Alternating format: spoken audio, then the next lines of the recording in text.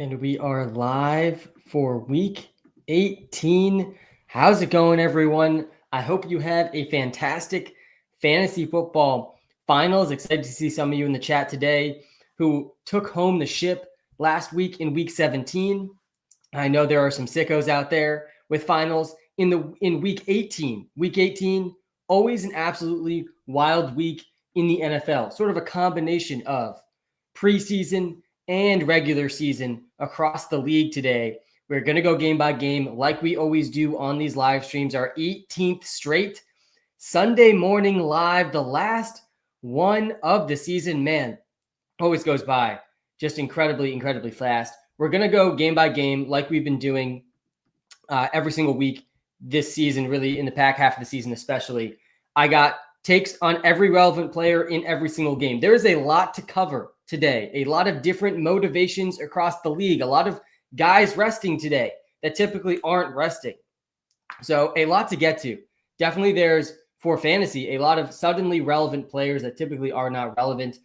Some very exciting games today and some absolutely meaningless games for sure as well. All right, so let's get right into it. I do have rankings for every single position, every single player today ready to go. Let me know in the comments which rankings you guys want to see next as I go game by game here. I think I pulled up the running back rankings here to start. Let's jump to this Saints Buccaneers game. Let me pull this up here as well. I got a good source here for all the different motivations.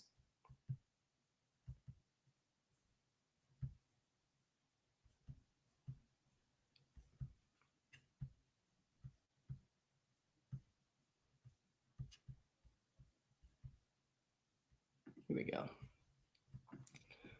All right, so we're going to start with this Buccaneers. Let's start off with this Buccaneers Saints game.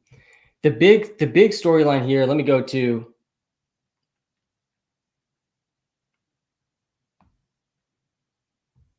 let's go to the wide receiver ranks here. Mike Evans, about as high as we've seen Mike Evans in the wide receiver ranks this week. He is how many yards away exactly? Let's check this out.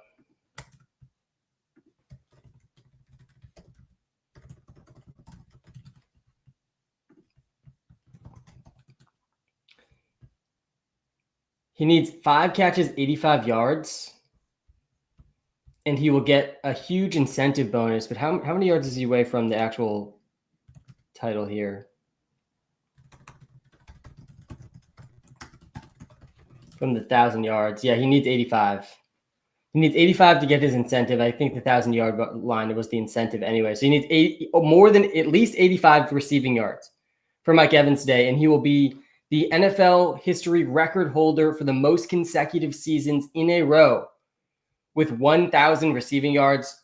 This game does matter seeding-wise for the Tampa Bay Buccaneers. I believe they're already in the playoffs, though. Yeah, they're already in the playoffs. There is some seeding incentives for the Bucs today, though.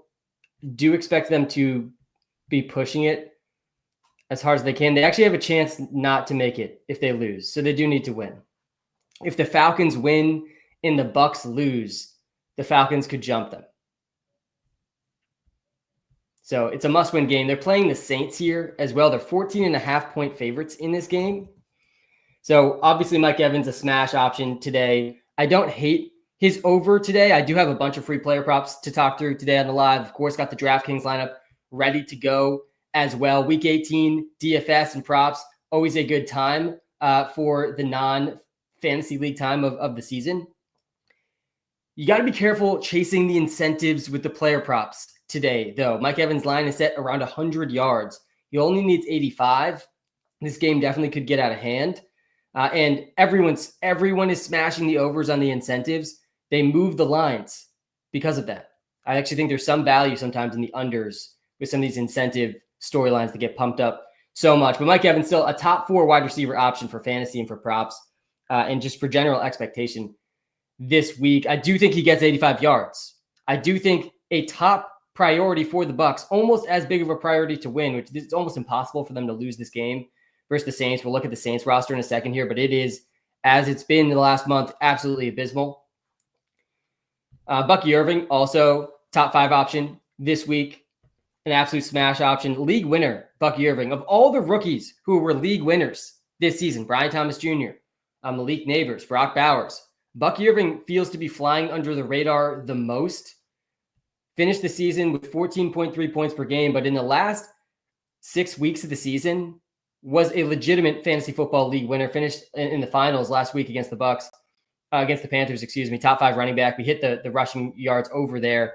Taking another rushing over against that Panthers defense today. Now, 4 straight games, we've seen at least one running back go over 100 rushing yards versus that Panthers defense. Baker Mayfield, the top 5 option this week as well. We're going game by game here. We'll get to hundreds of start-sit still on this live, seeing a ton of them come on the TikTok live. Shout out to everybody already in this live stream right at the beginning here, heading into week 18 of the season. Shout out to everyone. Make sure you hit the follow button if you're watching live on TikTok, smash the like button, and hit the subscribe button if you're watching live on YouTube. We will get to the comments, I promise. So there's basically no chance the Bucs lose. Jalen McMillan has stayed pretty hot too. He's definitely a fine flex option. The Buccaneers defense ranks number 1.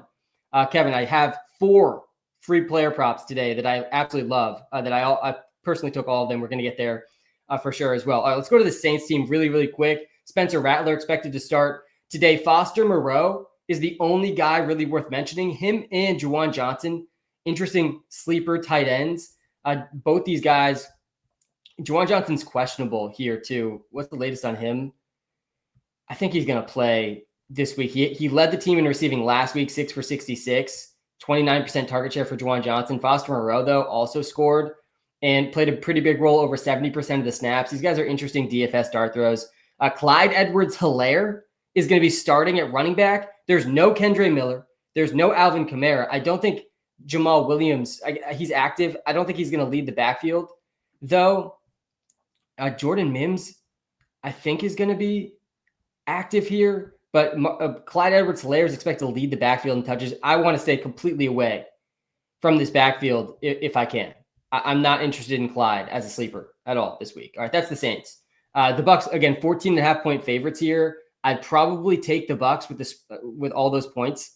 Still, I don't see how the Saints could possibly score with this offense that they're trotting out there. All right, let's go to the Bears-Packers game. So the Packers also, they're locked in to the playoffs already, but there's some reason for that, some motivation seeding-wise for them today.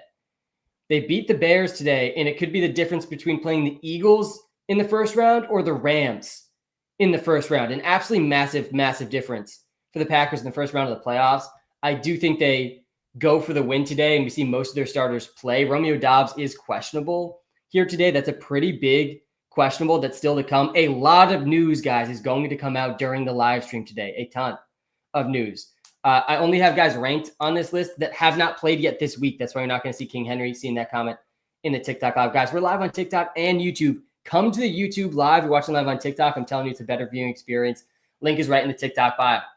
So the Packers expected to play their starters today and try to go for it so they get a matchup with the Rams instead of the Eagles in the first round of the playoffs, which would be pretty big. I do think the Packers, very interesting sleeper in the NFC. I really don't think there's many teams in the NFC that can't go to the Super Bowl. I think there's a very long list, much longer than the 3 teams that are realistically going to come out of the AFC in the playoffs with the Bills, Ravens, and Chiefs. So the Packers 9.5-point favorites at home here. I would start Josh Jacobs. I think you kind of have to start Josh Jacobs. I saw a comment about that on TikTok for fantasy purposes. Haven't seen him go under 10 points since week 3. He's been under 10 points a single time this whole season. And the Packers should be going for the win. Obviously a great matchup here too versus the Bears. They've been bad versus running backs all season. Switch back to the wide receiver ranks here. All right, let's go to the receivers. I think Jaden Reed and Christian Watson, especially if Romeo Doubs ends up sitting, both pretty intriguing. Today, Christian Watson expected to be back, but Jaden Reed's probably the best of the group with Christian Watson coming off the injury, getting him fully healthy for the playoffs, probably an incentive. Romeo Doubs, questionable. Guys, in this type of environment, if you were questionable going into a game, that's even more concerning than usual. There's additional incentive for these teams to rest the questionable guys with 1 week away from the playoffs. You don't want anyone re-aggravating anything or pushing it when you're already in the playoffs, even though the Packers want to win. So yeah, I do like Jaden Reed, Josh Jacobs, Jordan Love, a fine option today as well. Don't hate the Packers defense either. They're the 5th best defense this week. Why is Nico so low? Yeah, there's still a lot to be learned about, are the Texans actually playing their starters? Right now, all of the lines out suggest the Texans are not playing starters a significant amount of the game. And it was reported earlier, their starters will play because they've been playing bad and they want to get the offense right. But they're 1.5-point underdogs versus the Titans. There's no prop lines out. It's not expected Nico Collins plays like maybe at all in the second half. That's why Nico is so low. This is week 18. Week 18 is like that. The Texans are already in the playoffs. I think there might be some incentive seeding wise, but it doesn't seem like they're going to play that game today. So that's the problem with Nico and the whole Texans offense. Finishing out this spot though here between the Packers and the Bears. On the Bears side of the ball, Keenan Allen, DJ Moore, fine options. I'd prefer to bench DeAndre Swift today if I could for fantasy. Not a ton of motivation to run your running backs into the ground here in week 18. No playoff, motivation here for the Bears. They actually have a small incentive to lose. A lot of teams, not even that small, a lot of teams, a decent incentive to lose today for the NFL draft order. I'm a Pats fan. I'm praying, absolutely praying they can lose to the Bills backups today. I mean, a huge amount of value to be gained or lost today for a lot of NFL teams eliminated from the playoffs already with the draft order. The Bears are definitely one of those teams, more or less incentivized to lose. They're 9.5-point underdogs anyway, even if at full motivation, I don't think they beat the Packers or come close. But DJ Moore, Keenan still project fine, still expected to play the whole game. I definitely would prefer to bench a Dunze. This is a week where we often do see rookies come on and end the season strong. But yeah, I'd prefer to bench a Dunze if I could here. And I want nothing to do with Caleb Williams in this spot as well, even though Jair Alexander is out again for the Packers.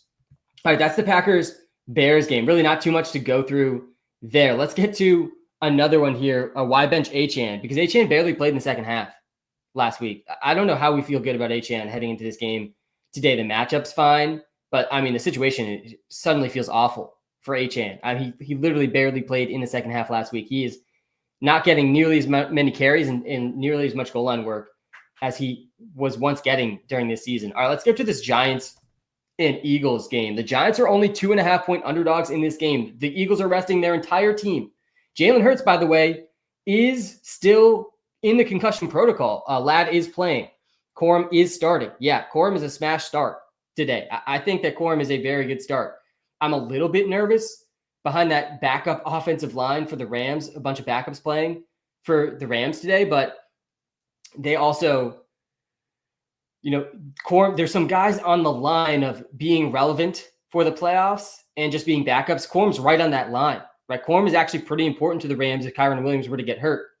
And so he does have some, reason to try to keep him healthy, but I do think we see a decent bit of Blake Corum today, at least 15 touches, I think, coming for Blake Corum today, which makes him a pretty good start, in my opinion. But back to this Giants game. So Malik Neighbors, a very, very good option today for both props and DFS. A lot of record incentive today for Malik Neighbors. A bunch of guys with contract incentives today. Rookies aren't in that category.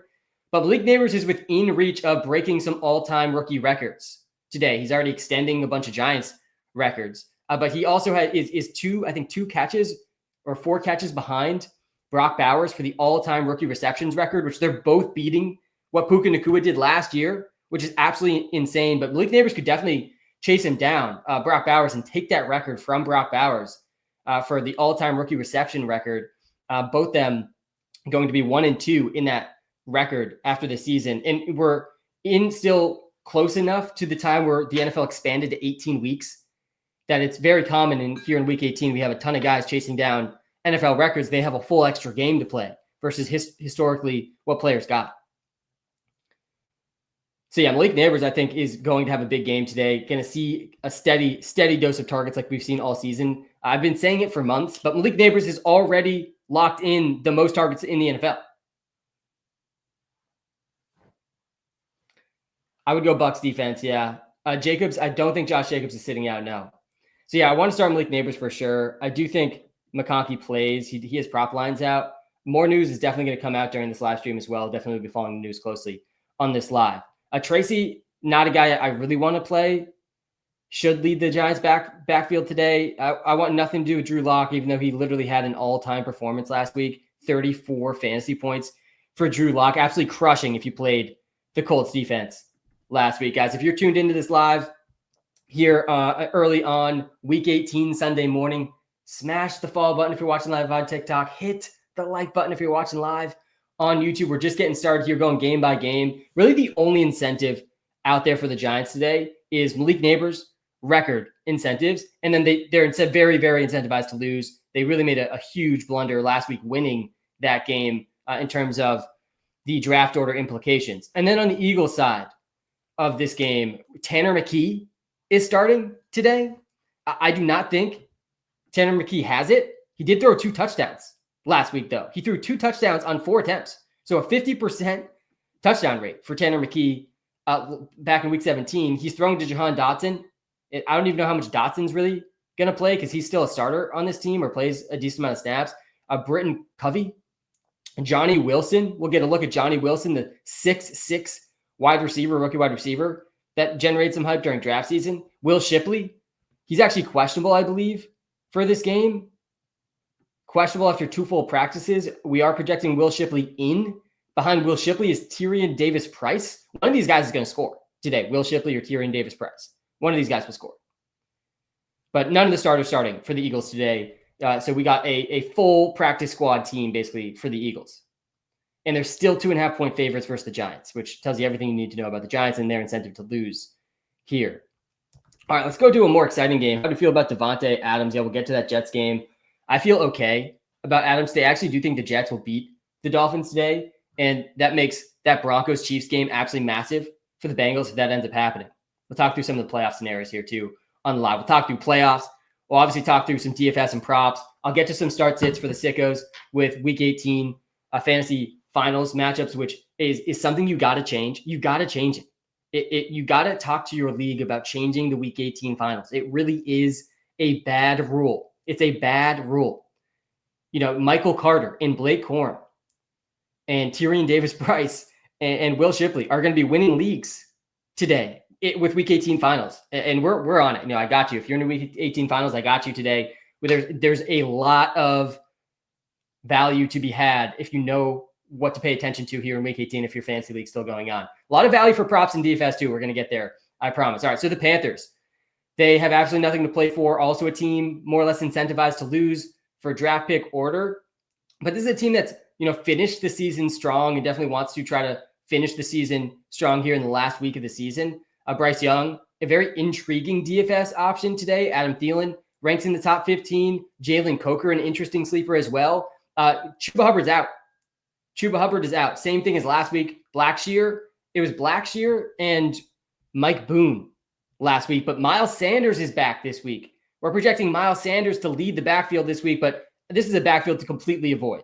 It's going to be a 3-headed backfield. And even Velus Jones was getting some reps in the backfield last week. It could be a 4-headed backfield here for the Panthers. So it's Bryce Young, it's Adam Thielen, it's Jalen Coker. Nobody else is really relevant here on the Panthers side of the ball. For the Falcons, this is a good matchup for the Panthers offense here. The Falcons defense has struggled. For the Falcons, Bijan Robinson, an absolute smash option. Let me go to the running back tiers here for the week. But Bijan Robinson is arguably should be number 1 overall in the ranks. I'll switch to the running back ranks here on the YouTube live as well. Shout out to everyone in TikTok and YouTube on this wonderful Sunday morning, week 18. This is the most games we get on a Sunday slate of the season. So going to be a fun one. Because there's no Thursday game. There was 2 games yesterday, but going to be a fun slate. The Falcons offense should do very, very well today here versus the Panthers. I like Bijan's props today. A little teaser to one of the free player props today. Same situation really as Bucky Irving last week. We got a running back going up against a Panthers defense that has allowed 5 straight games. One running back to go for at least 113 rushing yards. Last week was the least rushing yards we've seen from the top running back versus the Panthers defense in the last 5 weeks, and Bucky had 113 rushing yards in that game. Bijan could do this in the first half. Bijan Robinson is seeing a significant carry total every single week. Last week, he had 17 carries. That was his lowest in 5 games. He's a lock for at least 15 carries in this game, and he could easily go over 100 yards with only 15 carries, and he could easily go over 20 carries. So, yeah, I like the Bijan prop. It's at 98.5 rushing yards today. I think he goes over 100, and we see 6 straight running backs go over 100 yards versus the Panthers. Drake London is also a smash option today. A top 5 wide receiver option. Darnell Mooney's out. And this is an offense, extremely consolidated target share offense. And Drake London's continue to dominate the target share in this offense. 7 catches for 106 last week. He had a 37% target share in the second start for Penix after he had a 31% target share in the first start for Penix. And Mooney played in both those games. Now Mooney's out. I would not be shocked at all if we see a 40+% target share for Drake London today. Would not be shocking at all. The Falcons do need to win. This is a must-win game to keep their playoff hopes alive. The Falcons need to win, and they need the Bucs to lose. And they might need something else here too. I think they might also need the Commanders to lose, potentially. Commanders are already in the playoffs. The only 2 teams still in the hunt in the NFC is the Bucs and the Falcons. So I assume they need the Bucs to lose. The Falcons need to win. Then maybe they need like one more outcome to happen their way. Someone in the comments can let me know if they know the exact Falcon scenario there. Michael Penix, a top 8 quarterback option today. Let's go over the QB tiers here. Yeah, they just need the Bucs to lose. That makes sense. They need the Bucs to lose, Falcons to win. And the Bucs are not going to lose. They're playing the Saints. They're 14.5-point favorites versus Spencer Rattler, Foster Moreau, Juwan Johnson, and Clyde Edwards-Helaire. So it's basically impossible for the Buccaneers to lose today. The Falcons are out. But they still need to try, because if they win and the Bucs lose, they're in the playoffs. So they do have some actual motivation. There's not a ton of teams with true playoff motivation today, and the Falcons are one of them, which is part of the reason I like that Bijan prop. I like Drake London a lot today, and I think Penix is definitely in the mix here too. And I mean, would there be anything more Kyle Pitts than to end the season strong just so we can debate him all next draft season? He goes for 14 points last week, the most he's had in over 2 months, scores a touchdown in that game, still only playing 47% of snaps. He had a 14% target share. I mean, the underlying number is still not great for Pitts. I'm not advocating to do anything that requires Pitts to do well today. Don't play him in DFS. Don't take his props. But I definitely am going to be watching how he ends the season here and how that impacts next draft season. Ray McLeod's also an interesting sleeper with Darnell Mooney out. Again, a very consolidated target share here for the Falcons. Does make me a tiny bit more intrigued about Pitts too. On to the next game here. I do think the Falcons take this one. They're 7.5-point favorites. I would take the Falcons side of that game, even though the Panthers have played in a lot of close games. Some true playoff motivation here for the Falcons. All right, on to the Commanders and Cowboys game. So similar to the Packers, the Commanders have some motivation today, some seeding motivation. They want to win so they get to play the Rams. If the Commanders win, they instead of playing the Eagles, will play the Rams. It's a similar thing with the Packers. If the Packers win, they'll have a chance to play the Rams instead of the Eagles in the first round of the playoffs. Huge difference there. Hard to know exactly how hard the Commanders are going to push it, though, similar with the Packers. The Commanders and Packers both in sort of this gray area of there's some reason for them to push it today, but they also really cannot pick up any injuries. And we saw this with the Ravens yesterday. Zay Flowers gets hurt. Rashad Bateman got banged up. He was able to come back in and play pretty well. But they might be without Zay Flowers in the first round now. This is something that these teams really need to try to avoid. So Commanders and Packers both on that line. Jayden Daniels projects his QB1. We're projecting him to play the whole game. This is an unreal matchup for the Commanders offense. Terry McLaurin is set up to smash. He had his second bad game this season in the fantasy football finals. Absolutely brutal if you started Terry McLaurin in the finals. 1.5 points for Scary Terry. But he's likely to bounce back in this spot. Really good matchup for Daniels, McLaurin. Good matchup for the running backs too. Austin Eckler is expected to be back today, activated. He's expected to play in Week 18. I doubt he plays a ton. Would not go near Austin Eckler in DFS or fantasy this week. Brian Robinson's still kind of interesting. I bet they mix Chris Rodriguez in more than usual too as they get ready for the playoffs. Again, this team's already in the playoffs, but they have some seeding incentives for the playoffs today. I prefer to start Darnold and Goff personally over Jayden Daniels, just because this game tonight is going to be extremely high scoring and the motivation in that game is at an all-time high. But Daniels definitely a good fantasy option this week as well. All right, let's go to the Cowboys.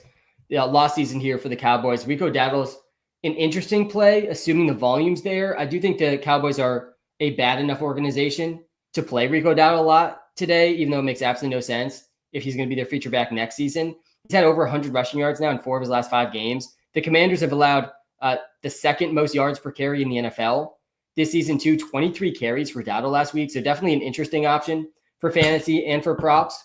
I've seen someone ask for receivers. I'll hop to the receivers here on both live streams. Yeah, Zane, you know we got props today. I'll go to the QB rankings here as well. We're going to talk about Tony Pollard as well. I got 4 free player props for us today. We're going to get there, I promise. All right, let's go to – so Trey Lance expected to start also here for the Cowboys. I'm pretty out at this point on the Trey Lance stuff. I was in for a long time. I want Trey Lance to be a thing because he could be an unlock for fantasy. He has that rushing potential. But I think the book is pretty much closed on Trey Lance at this point. It would take a lot, I think, to convince me otherwise. There's going to be no CeeDee Lamb in this game. Brandon Cooks, Jake Ferguson going to be the top receiving options for the Cowboys today. They are another team here incentivized really to lose. They're incentivized to lose. And they're 7-point underdogs at home here versus the Commanders, who have at least some incentive to win and will be playing starters. Let's go to this Bills-Pats game because this game is one of the games with the most news still to come out. We don't yet know exactly who's going to be playing the most for the Bills. We do know they're going to be resting starters. No Josh Allen today. There's going to be no James Cook today. Amari Cooper is out as well. We're not projecting Keon Coleman to play a lot. We're not projecting Khalil Shakir to play at all. So the Bills, they're actually only 3.5-point favorites here versus the Pats. Ray Davis is the move today. I think Ray Davis is going to absolutely smash today. I think Ray Davis is one of the more underrated running backs in the league. We've seen one game this season with a somewhat featured role for Ray Davis. The one game Ray Davis played over 50% of the snaps. The one game we saw Ray Davis get more than 12 carries. He had 18 points. Absolutely smashed the Jets. 97 rushing yards, 55 receiving yards. Didn't even score. I think we see Ray Davis score today versus this Pats defense. I think Ray Davis likely leads the backfield in touches. We might see some Frank Gore Jr. in this spot too. Frank Gore Jr. Yeah, that Frank Gore, his son, who is a rookie, who's an undrafted rookie that's been on the Bills practice squad all season. We probably see him get some run today. It's probably going to be a mix of Ray Davis and Frank Gore Jr. Ty Johnson probably will play, but Ty Johnson's actually pretty important to this team, actually playing a pretty big role. I mean, Ray Davis has been playing too.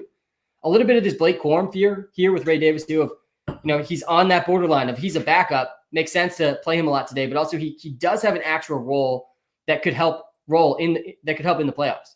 So you don't want to push him too hard, but I do like Ray Davis today, and I think he makes sense for him to project pretty well. Mac Dowdy Hollins is projecting as their top receiver, but who knows what receivers they're going to trot out there today. Jalen Virgil, KJ Hamler, Tyrell Shavers had a big touchdown last week. I mean, these are some of the receivers we're probably going to see for the Bills. The Bills defense still definitely in play, but their whole defense is going to be resting. Also, we also still don't know if Drake May is playing. Drake May is still a question mark. We don't know yet. We also don't know if Hunter Henry's playing yet. I mean, these are the two best offensive players for the Pats. Antonio Gibson, an interesting sleeper today. He's been better than Mondre over the last couple of weeks. He did outsnap Mondre last week, despite not starting like people said he would. I'll go to the running backs. I got you. None of these Pats players can really be started, though. And please, I mean, there's no team really in the NFL more incentivized to lose than the Patriots. The Patriots lose, they get the first overall pick. Like, the first overall pick is fully in their control. If they lose, they get the most valuable pick that exists. They have the opportunity to potentially trade back and get an absolute haul because they don't need a quarterback, or they get the best non-quarterback in the draft. Maybe an actual wide receiver that they desperately need. If they win, if the Patriots win, I think they can drop back all the way to the 5th or 6th pick. Maybe even farther. I mean, it's a really tight tankathon here this season. Yeah, they could drop back all the way to the 7th or 8th pick in theory. The 1st pick to the 8th pick is the range of outcomes here for the Pats, depending if they win or lose. But yeah, you're not starting any Patriots players today. And please sit Drake May. Play Joe Milton today. Joe Milton should get the whole game today if you're the Patriots. Absolutely no reason to not put Joe Milton out there. See what you have in Joe Milton. Let him make some exciting plays and lose by 30 points. This should not be a close game. But the Bills are also very motivated to lose here. There's no seeding incentive here for the Bills. They're resting their whole team. And the Patriots, in theory, are the biggest future competition for the Bills in the division. They have a good young quarterback and a potential early pick. I mean, it is better for the Pats to win and get a worse pick here today. Very interesting how both teams here are very incentivized to lose. All right, on to the Texans game. Enough about this game that really doesn't matter. The Texans game is a very confusing one here. It doesn't seem like the starters are going to play much. There was reports earlier in the week that the starters would play. They want to get the offense right. Makes a lot of sense to me why the Texans specifically of all teams with how bad their offense has been playing wants to get some reps for the starters here, but it does not sound like they're going to play in the second half. The Texans are 2.5-point underdogs in this game. That's definitely a signal that Stroud is not going to be out there in the second half. Nico Collins is not going to be out there in the second half. Joe Mixon is not going to be out there in the second half. This is a team that's already been crushed by injuries. They really cannot afford any one of those three guys to get hurt or they're a complete toast in the playoffs. They're already probably completely toast in the playoffs. In the AFC, it would be shocking to see them win more than one game in the playoffs. Even one game would be pretty surprising. They're going to be big underdogs in that first round. But yeah, they're 2.5-point underdogs against the Titans. So you can't start a single Texans player today. Not a single Texans player should be relied on today, really. I think Mixon's probably too high in these ranks. I don't want to start him.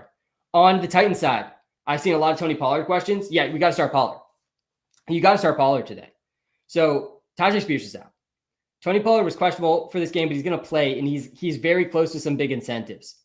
He needs 83 rushing yards and 2 rushing touchdowns to reach a total of $500,000 in incentives today. I mean, the 2 rushing touchdowns are going to be tough, but if the Texans are playing their whole backup team, whole backup defense, a defense that already was bad, then you definitely could see a big game from Pollard with 2 touchdowns. I think he probably hits this rushing incentive at 85.5 yards. I would take the over of 85.5. I had to choose a side there.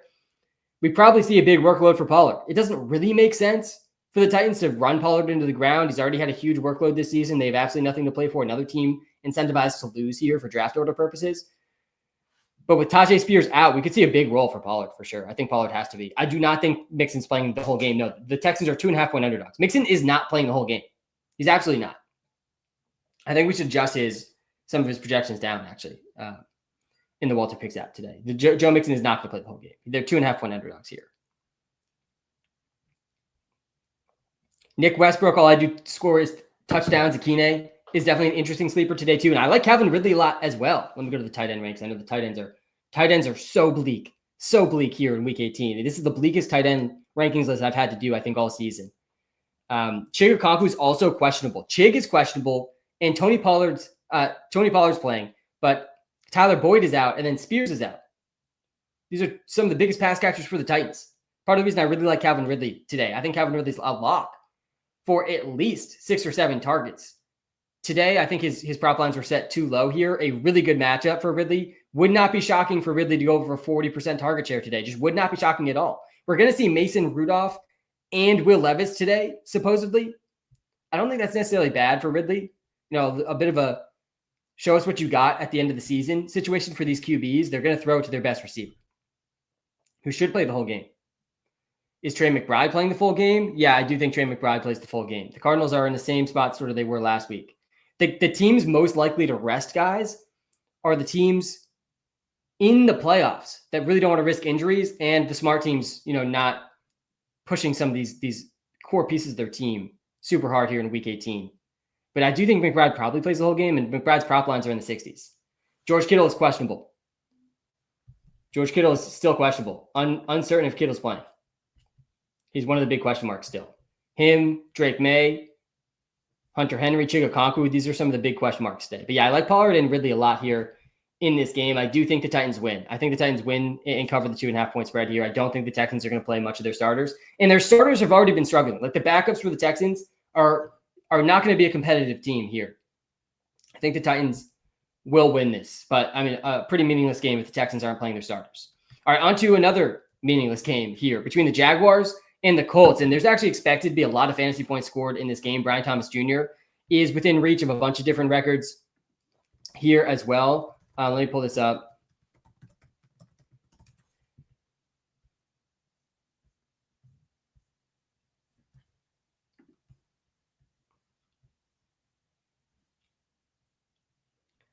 He tied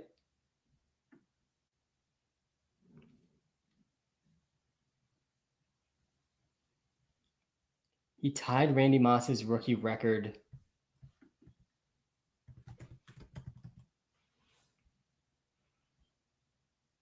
With at least 1,100 plus yards and 10 plus touchdown receptions. He made the Pro Bowl. Maybe there's not really records in his reach because of Neighbors and Bowers. Still think we see a good game from Brian Thomas Jr. today, though. He projects as wide receiver 3. Guys, Brian Thomas Jr. is already a top 10 wide receiver in the NFL. I think next season he's going to go probably in the second round of drafts. It'll be a really, really interesting case for next fantasy season here with Brian Thomas Jr. because Christian Kirk was out. Gabe Davis was out. Evan Ingram got hurt. How do those guys returning impact the role for Brian Thomas Jr. will be really interesting to talk through. But I'm probably going to be in on Brian Thomas Jr. He projects as wide receiver 3 this week, expected to play the full game. And he's been playing with Mac Jones. You've got to think they get him a better QB situation. Next season, at least Trevor Lawrence returning should be good for Brian Thomas Jr. in theory. Not that we've seen great stuff from Trevor Lawrence, but these running backs definitely stay away from. It's basically Brian Thomas Jr. and nobody else here for the Jags. Jags are 3.5-point underdogs versus the Colts. Jonathan Taylor still projects really well. Go to wide receivers. Yeah, I got you. I'll go to the wide receivers here on YouTube as well. We're going to get to the comments here momentarily, I promise. We're going game by game right now. A few more games to get through. We're actually over halfway through already. I'm going pretty fast with these somewhat meaningless games. But the Colts are expected to play their starters today. Jonathan Taylor, I wouldn't bet against him today. Definitely interesting for fantasy. He is smashing here down the stretch. An absolute league winner. He's got over 350 total yards and 5 touchdowns in the last 2 weeks of the season. Absolutely wild. Kittle is projected out right now. He's questionable, though. We got to see if Kittle ends up playing. We will get to the Jets game here momentarily. Up. So, yeah, we're starting Jonathan Taylor. I think one of Downs or Pittman will smash here with Flacco starting again. That's pretty much it. The Falcons, the Colts, they're 3.5-point favorites. I'd lean towards the Colts, but I don't feel strongly about this game. This game, both these teams are truly incentivized to lose here. Both teams expected to play their starters, though. And Joe Flacco, Mac Jones, similar to Mason Rudolph, Will Levis, there is some motivation here for these types of guys to get another job next season and have a chance to be a backup or a starter in the league. They do want to put good tape out there for sure. All right, let's go to this Broncos. Now we're in the late window here. Broncos-Chiefs game. The Broncos need to win this game. This is a playoff game for the Broncos, and the Chiefs are resting their entire team. This is why the Broncos are 10.5-point favorites at home. This is the game. This is really the game that is likely to decide, are the Bengals in the playoffs or are the Broncos in the playoffs? Dolphins fans, I'm sorry, but it's probably not going to happen. It's probably not going to happen. I don't think the Dolphins even win today. First you got to do that. They're underdogs today versus the Jets. That tells you everything you need to know. But the Broncos are 10.5-point favorites here. I would not be shocked to see the Chiefs win this game. They're 10.5-point underdogs. I would definitely take the 10.5 here from the Chiefs. I know it's all of their backups. This isn't the worst backup squad, though. It really isn't. Carson Wentz, we haven't seen him a ton. He didn't look great when he came in very momentarily from Holmes earlier this season, but I wouldn't be shocked to see an okay game from Carson Wentz with Andy Reid as his coach. Throwing to Juju and Justin Watson and Sky Moore. I doubt Xavier Worthy plays much today. McCole Hardman's out too. Noah Gray probably won't play a ton either. We got Keontae Ingram and Carson Steele, the top projected running backs here. Peyton Hendershot is on the Chiefs now. He's probably going to be their top tight end. It would take a miracle for the Bengals for the Chiefs to pull this one off, but I really do think the Chiefs could pull this one off. It would not be that surprising to me for the Chiefs to win this game. All the pressure on the Broncos here at home. 10.5-point favorites. Bo Nix, Sutton, Marvin Mims has really come on. These guys are the guys for fantasy for sure. Nobody has fantasy in the last week. Some people really do. They're complete sickos, but they do.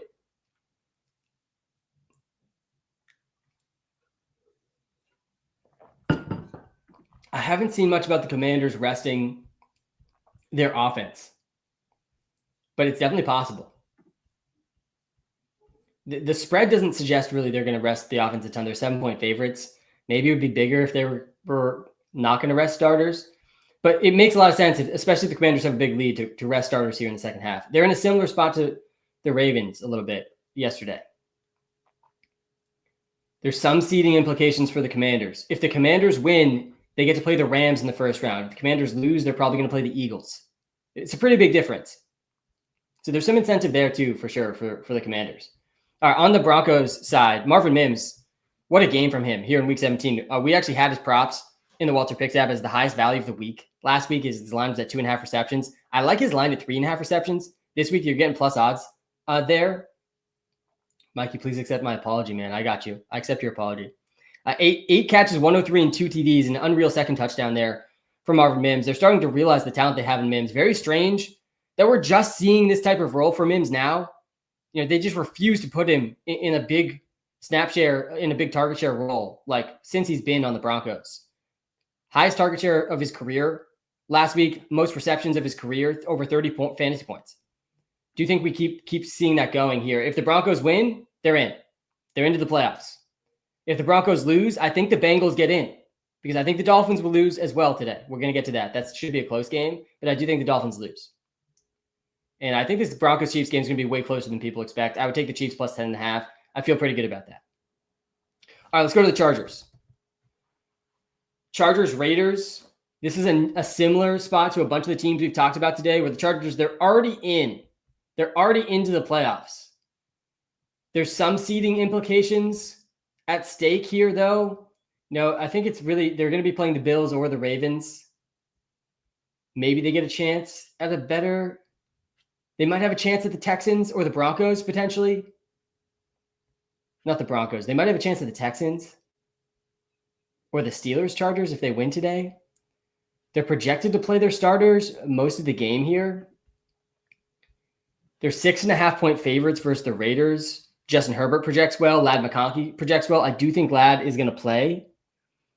I would go Ladd over. Oh God, we got Adams over Ladd. I probably actually would go Adams over Ladd. This could be Devontae Adams' last NFL game. Very possible. I don't know that for sure, but it's absolutely possible. Ray Davis or Michael Carter is a close one. I do like Ray Davis a lot. Still waiting on some Bills reports. I'll probably have a better sense about that one once we get the official actives and inactives here in a couple of hours, or an hour or so now. Hour and a half, I think, away. We're from the actives and inactives today, which are going to be a ton to dive through in Week 18 here. Yeah, I think I'd probably lean towards Ray Davis over Michael Carter, but I like them both. I do think Dobbins plays today. Seems like Harbaugh wants to get Dobbins the Comeback Player of the Year award, which is likely going to go to Sam Darnold based on the odds. Right now, I don't think Dobbins has a great shot at it. But Ladd, Herbert, Dobbins, I do think they're all playable today. Again, they're projected to win by a lot. I'm not sure how much some of these guys are going to play in the second half, though. Not a ton of motivation, especially if this game's not close. On the Raiders side of the ball, we should see their starters play the whole game. Brock Bowers, tight end 1. Brock Bowers has a lot of record incentive today. Brock Bowers really in a tier of his own, if you ask me, today. Because Trey McBride, to me, is clearly number 2, but I think a distant number 2 behind Bowers here in Week 18. A bunch of record incentives here for Bowers. He's only a couple catches ahead of Malik Neighbors for the all-time rookie reception record. He's got some just general tight end records, I think, still in reach too, like not even rookie records. Truly, truly incredible season here from Bowers. Don't start Nico today. No, the Texans are not expected to play their starters for most of the game. So don't start Nico Collins. Jacoby Myers, though, he's a good start. His prop line's around 70 yards today. I do think he'll finish the season strong here, especially if the Chargers end up resting some of their defense. Today went 5 for 61 and a touchdown last week. His best game in over a month. Do like him today a decent amount. Can we please get Dylan Lobb on the field today? Please. Raiders, I know you're listening. We got to get Dylan Lobb on the field, man. He has played 1 snap this entire season, and he fumbled on that 1 snap. That was back in Week 6. He played 1 snap, had 1 carry.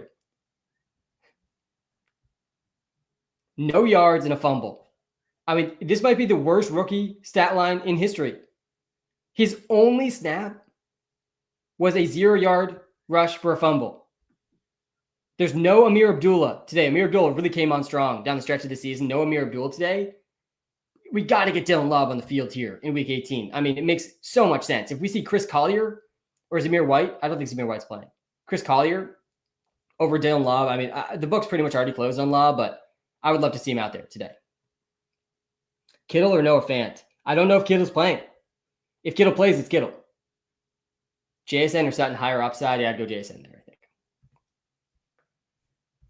I think I would go JSN. We haven't got to that Seahawks game yet. We're going to get there, though. All right, that's the Raiders-Chargers game. I do think the Chargers take this one. They're 6.5-point favorites. Really similar, spot here to the Commanders, where they're big favorites, but would they be bigger favorites if we thought their starters were playing the whole game? Definitely a real chance for the Chargers and the Commanders to rest some guys in the second half, especially if the games aren't close. Let's go to a game that actually matters today, the Dolphins and Jets game.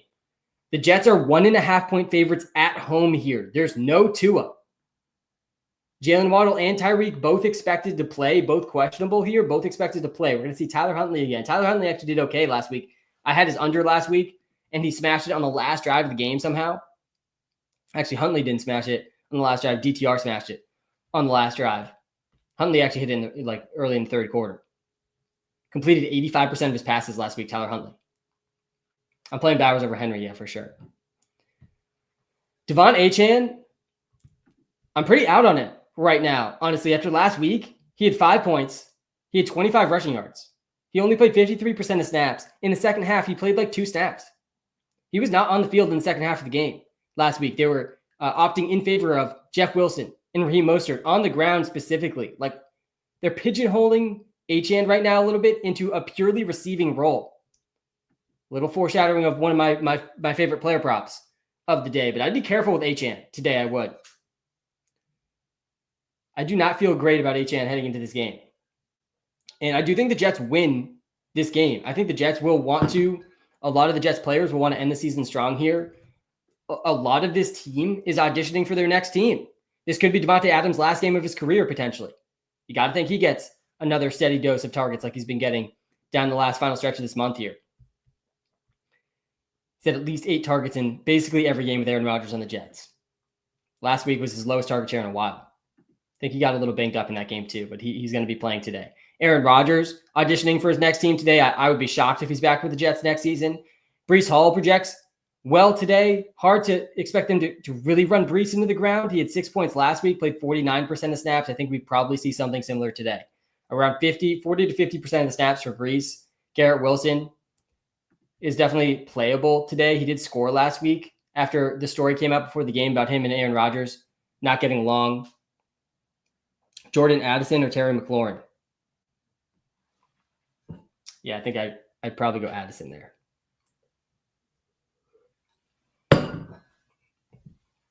I think I would go Addison. I don't even know if that... Yeah, I would go Addison.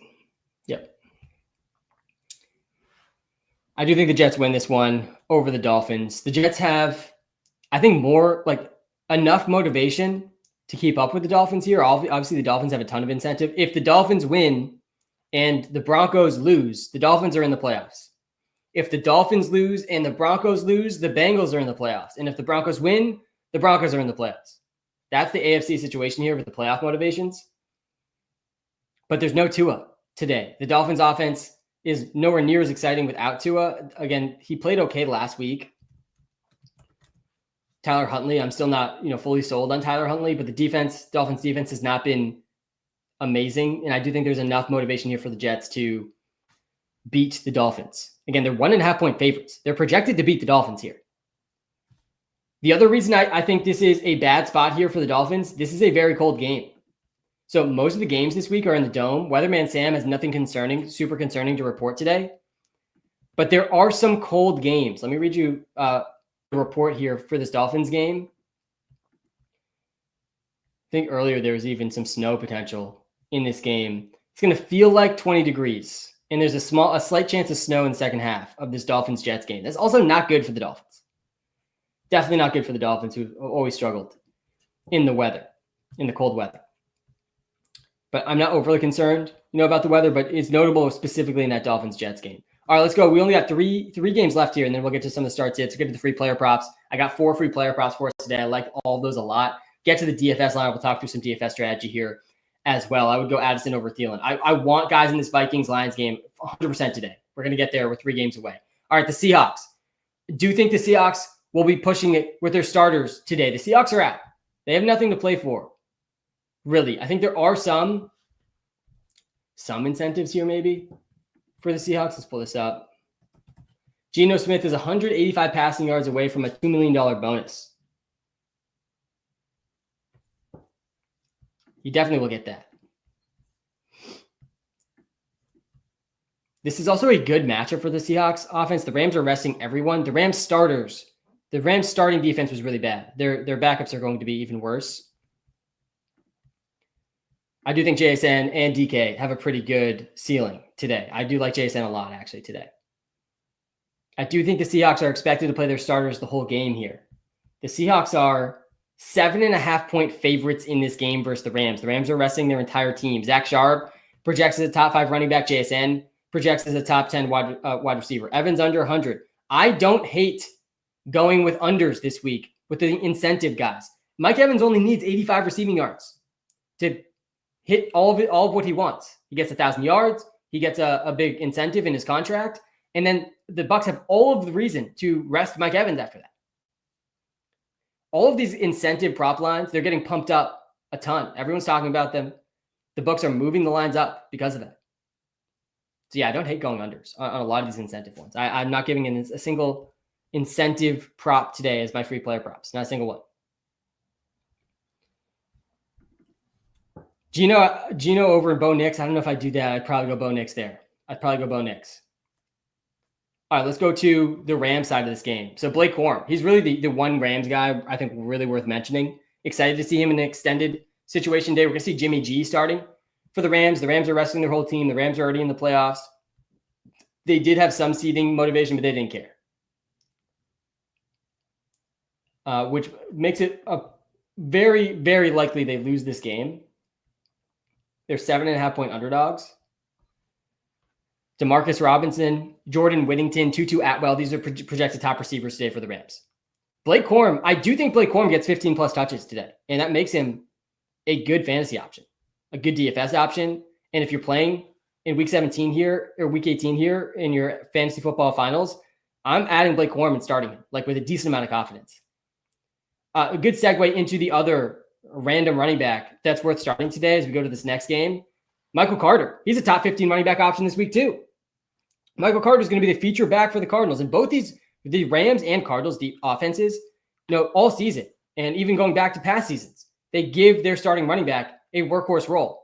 I don't know if that will exactly apply here in week 18. Some slightly different motivations to test some other guys out, keep guys healthy, especially with Blake Corum and the Rams, I think. But wouldn't be shocking at all to see Michael Carter go for 15 plus touches today. And he's got a great matchup versus the 49ers, who their defense has really been struggling.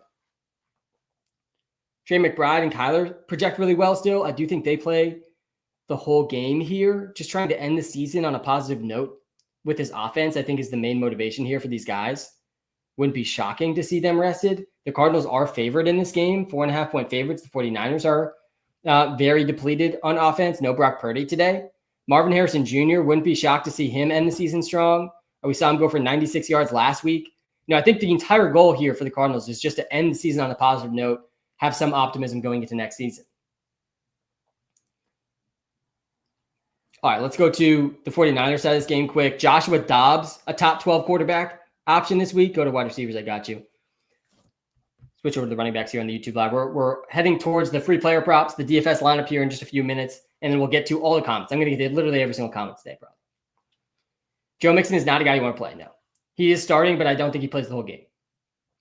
So Guerendo, he's a top 10 option this week. Guerendo should see most of the touches in the backfield today for the 49ers. Another backfield here where they typically give the starting running back most of the work. Again, week 18 is a bit unique. But the next projected running back here is Juszczyk, and then it's Patrick Taylor and Abi Conde, who's might not even be active. So Guerendo is actually a pretty safe option, I think, here. Jawan Jennings, his prop lines are super high. I think this is an interesting under to take. Jawan Jennings' prop lines is at 80 yards. He's been under 80 yards in 5 of his last 6 games, and now he's got Joshua Dobbs at QB. I mean, he had 7 catches last week, but it seems like very high lines to me for Jawan Jennings. Meanwhile, Ricky Pearsall, I think, is a bit underrated in his spot. Ricky Pearsall is coming off a breakout game. He did get to play the Lions, but 8 catches, 141 and a touchdown last week for Pearsall. Played 70% of the snaps, had a career high target share. Definitely intrigued about Ricky Pearsall, and I think he finishes the season strong here. He did find his way into my DraftKings lineup today. All right, that's the 49ers side of that Cardinals game. We got a Joshua Dobbs revenge game today. I don't hate Josh Dobbs today. He's min-priced on DraftKings too. Very intriguing. All right, let's get to the best game of the day here. Save the best for last. It's the Vikings-Lions game. This game has the highest over-under of the entire season. No game has had a higher over-under this season than this Vikings-Lions game. 57-point over-under. And it probably goes over. The Lions are built for shootouts. Their defense is completely ravaged. Over half the starting defense is injured, a defense that was already not very good. And the offense cannot be stopped. The Lions offense really cannot be stopped. The Vikings, they're one of the biggest pass funnel defenses in the league. Elite run defense and a struggling secondary. If they don't get pressure on the quarterback, they let up big passing plays.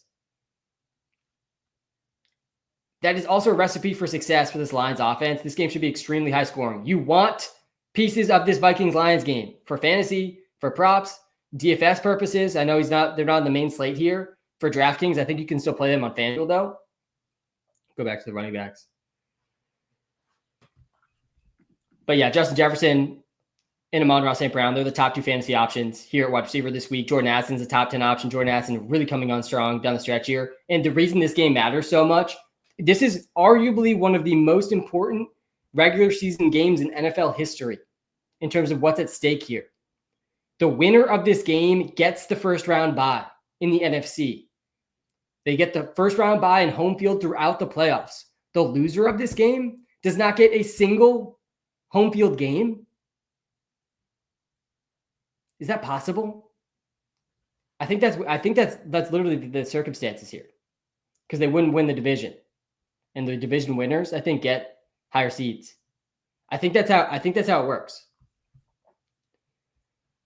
Regardless, the one seed in the bye is absolutely massive. You know, the huge boost to your Super Bowl chances to make it to the Super Bowl with that bye, because not only do you not have to play in that first week, but you're also more likely to win that second week. More preparation time, more time for everyone to get healthy. So this entire Vikings offense are absolute smash starts. Darnold, Jefferson, Addison, Aaron Jones, TJ Hawkinson, all must starts today. I like the kicker a lot too, record for fantasy. And then on the other side of this game for the Lions, Jahmyr Gibbs again is running back one once again. Baltimore already played. This is week 18 rankings here. Amon-Ra St. Brown and Jahmyr Gibbs, both the number one projected players at their respective positions. Amon-Ra St. Brown is going to go absolutely nuclear in this game. Him and Jameson Williams. Throw Sam Laporta in there too. Khalif Raymond's back for the first time this week. I think he's an interesting sleeper here. And Jared Goff, Sam Darnold, both very, very good options as well. This game is going to be a lot of fun. Should be a ton of yards. I really don't think they can set these prop lines like quite high enough to account for how high this over-under is, 57. And again, I think it goes over 57. The Lions are 3-point favorites in this game. I kind of like the Vikings in this one, honestly, with the 3 points and to win, with how beat up this Lions defense is, how well this Vikings offense is playing. The Vikings at least have some strengths on defense, absolutely no strengths on defense for the Lions. I do not think the Lions defense can stop the Vikings. I do expect at least 30 points from the Vikings offense today. Would not be shocking to see them go for 40 plus. And obviously the Lions can put up points too. But the Vikings run defense is very, very good. And they're pass funnel defense. But the Lions, their identity is to run. We sort of saw this in the Packers-Vikings game last week too, with the Packers. Their identity is to run. And they just were refusing to go away from that identity despite falling back in that game. I really hope the Lions don't do the same thing here. I don't think they're as likely to do that. One of the best rushing attacks, obviously, in the league, but it's really tough to run against this Vikings defensive line. All right, that's the Vikings and Lions game. We just went through every single player, every single game. I'm going to talk through the free player props. I'm going to talk through the DraftKings lineup. Then we're going to get to all of the comments and any start sits for the sickos with Week 18 finals. All right. The 4 free player props today. I got 4 today. This is one of the best prop days of the season. A lot of wild value out there today, I think. If you have a good sense of who's playing, who's not, and the different roles going on across the league right now. Devon Achane, under 49.5 rushing yards is my favorite prop of the day. This is the most units that I put on a prop today was this one. Achane has been under this line in 5 of his last 6 games. He's been under 50 rushing yards in 5 of his last 6 games. The Dolphins are underdogs today. He played 53% of the snaps last week. That was his lowest in over a month. He only had 10 carries. We have not seen Achane be over 3.5 yards per carry. We've only seen that once in the last month and a half, and that was against a really bad 49ers defense. This Jets run defense has not been terrible, but really he's like fully splitting carries with Jeff Wilson and Raheem Mostert, and he's been really inefficient on the ground, and they're underdogs, and I think they're going to lose. So yeah, I like this Devon Achane under rushing yards a lot. Obviously capable of beating this in a play, but we really just have not seen good rushing production from Achane this season. He's been mostly used as a wide receiver.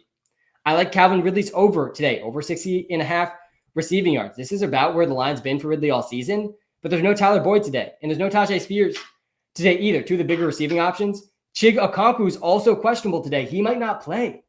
Suddenly, there's really not that many receiving options here for the Titans in a great matchup here versus the Texans. We're going to get Mason Rudolph and Will Levis today. I mean, in either half of this game, Calvin Ridley can beat this prop line. He's beat it in back-to-back games. Over 60 yards for Ridley. I like this one a lot. Definitely capable of beating this in just a couple catches. I think there's going to be a good chance at over 30% target share for Ridley today. I'm going with Bijan Robinson, over 98.5 rushing yards. We've seen 5 consecutive games where a running back has gone over 100 rushing yards against the Panthers. We've seen 5 consecutive games where Bijan has had at least 90 rushing yards. And last week, he beat his prop line, which was like 85.5. He went for 90 rushing yards, but he had one carry for like negative 18 yards at the end of the game. A botched fumble, a botched snap. So he really went over 100. The Falcons need to win today, and they need the Bucs to lose, and they're in the playoffs. So we're going to see a lot of Bijan today versus the dead last run defense in the league. Bijan's going over 100 rushing yards today. I like his over a lot as well. I like taking a bet here on Bijan, who we know the Falcons are going to be full throttle today. We can't say that about most of the league. That's why I also like Jameson Williams today. This line differs a lot across different books, but I like Jameson Williams over 56.5 receiving yards. That was the line I saw on Hard Rock this morning.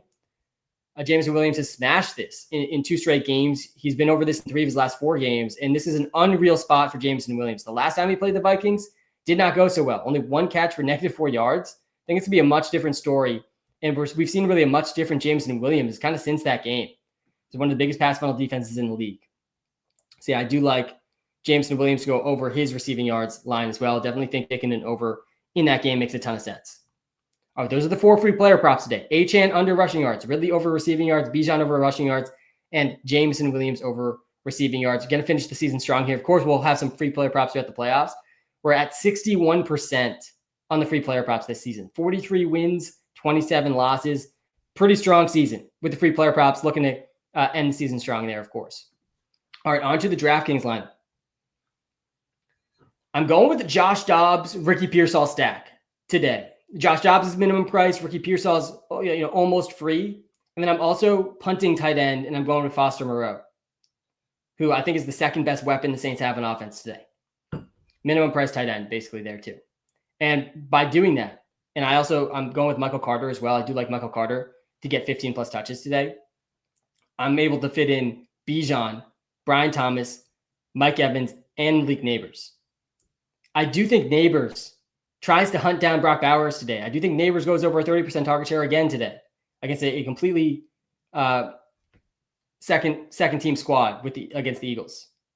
I'm going with the Broncos defense too versus the Chiefs. I do think the Chiefs are going to make that game closer than people expect, but the Broncos are definitely priced too low playing against the full backup squad. All right, that's the DraftKings lineup today. Going with the Josh Dobbs and Pearsall stack, running it back with Michael Carter here in Week 18. Evans fantasy at 21, too high.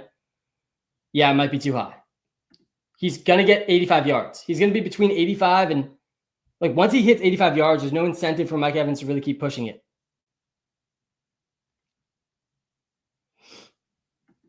All right. We talked through the DraftKings lineup. We're going to talk through some props. We're going to get to the comments here. We're live on TikTok and YouTube. If you're watching live on TikTok, guys, come to the YouTube live. I'm telling you, it's a better viewing experience. I can share screen on YouTube. I can pull up comments on YouTube. Links right in the TikTok bio.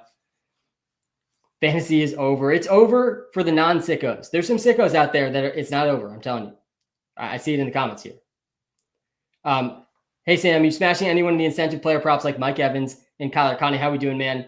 I am very wary of the incentive props. The sports books know what the incentives are. They also see everyone smashing the overs on these incentives, and the lines have moved a ton. I mean, Mike Evans needs 85 yards to hit 1,000. His line's at 100. So the question is, does he, when he breaks 1,000, because he's going to do it, he's going to get 85. I feel extremely confident Mike Evans is getting at least 85 yards today.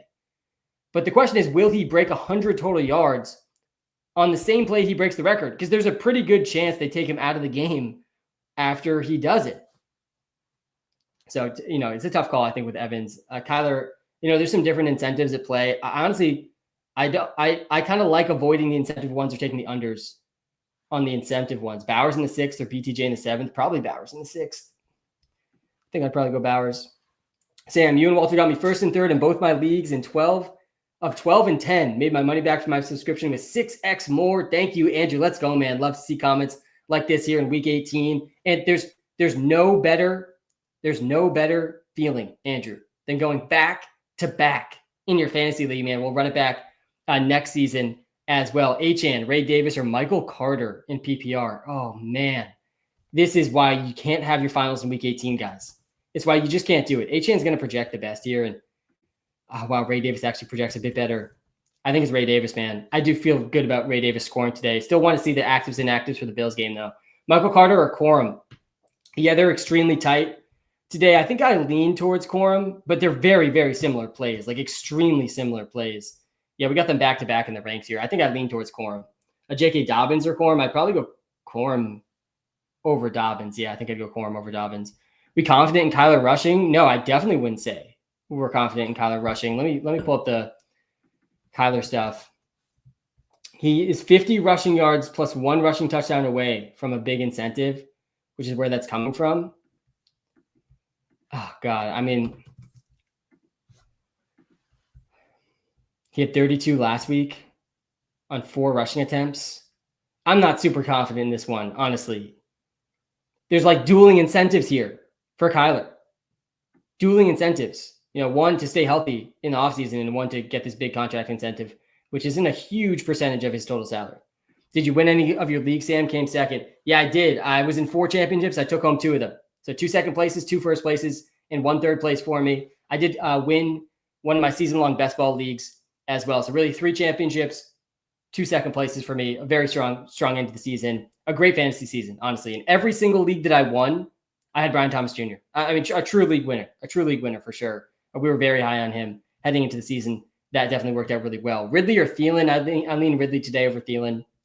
Personally, I think he might be a little bit higher, Ridley or Thielen in the ranks. Yeah, he is.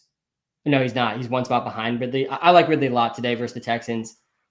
Boyd is out. Chigakonkwo might be out today. I think over 30% target share coming for Ridley today, despite this game really not mattering for the Titans.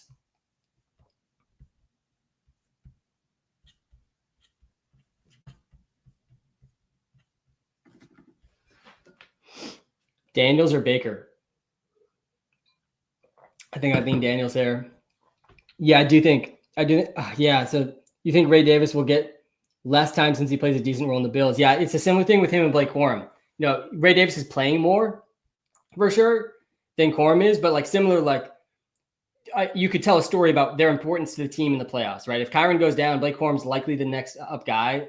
There's some value there to keeping Blake Corum healthy for the playoffs, the Rams. Similar thing for Ray Davis. Ray Davis has been playing. He has been playing. He's the 3rd running back, though, on the team. He's playing less than 30% of the snaps. He is good. I think he's pretty underrated. He's actually been pretty inefficient in the last 3 games. But they're going to be resting James Cook. They're likely more incentivized to rest Ty Johnson than Ray Davis. And so there's not that many guys left. I mean, it's Frank Gore Jr. Is Frank Gore Jr. going to outtouch Ray Davis in this game? Maybe. I kind of lean towards Ray Davis. I think Ray Davis will get 15 touches today. I'm in my championship, and it's the worst. Half my team is out. Yeah, having your championship in week 18 is awful. You got to change that. Seriously, you guys should send a message to your league here in week 18. The most likely time to convince your league to change this is now, when you can point. DFS lineup one more time, please. Yeah, Nick, I got you. Sorry about that. I'm going with the Josh Dobbs rookie Pearsall stack here in DFS. Some things I after going through every game and talking through some of these scenarios more that I might tinker with, I think I make sense to take Mike Evans out. I think he'll probably be pretty highly owned, and I don't think there's going to be a ton of motivation to play him once he crosses the 1,000-yard threshold. I don't think it's super likely he goes for 200 yards or anything. He's going to get 85 to 95 yards, and they're going to take him out. I like Michael Carter a lot with the run bring back with Josh Dobbs. I like this a lot, especially if Kittle's out too. If Kittle's out, he's questionable still. I think Pearsall has a really, really high ceiling today. I like Bijan a ton. I'm punting tight end with Foster Moreau. Maybe we could find an interesting wide receiver sleeper for Mike Evans replacement. Put Brock Bowers in there. But I like the Broncos defense here too. I do like Brian Thomas Jr. and Neighbors a lot too, chasing each other. Neighbors and Bowers chasing each other for the all-time reception record. Is Jaden Daniels playing the whole game? Probably not. He probably isn't. We haven't projected to play the whole game right now in the Walter Picks app. They're 7-point favorites. This is why Week 18 is awful, man. They're 7-point favorites. They do have some incentive for playoff seeding. Some teams take this playoff seeding stuff more seriously than others. But if the Commanders win, there's a good chance they get to play the Rams in the first round. If the Commanders lose, there's a good chance they have to play the Eagles in the first round. That's a huge difference. So I do think that there's some motivation for them at least today. If you guys are watching live on YouTube, guys, smash the like button. Do you think Josh Jacobs will be a full go today? A full go is tough to say. A go enough to start for fantasy, a good chance at a touchdown? Yeah, I would still start him for fantasy. The Packers are in that same spot as the Commanders, where there's some incentive for them seeding-wise, but there's not truly playoff incentive for them.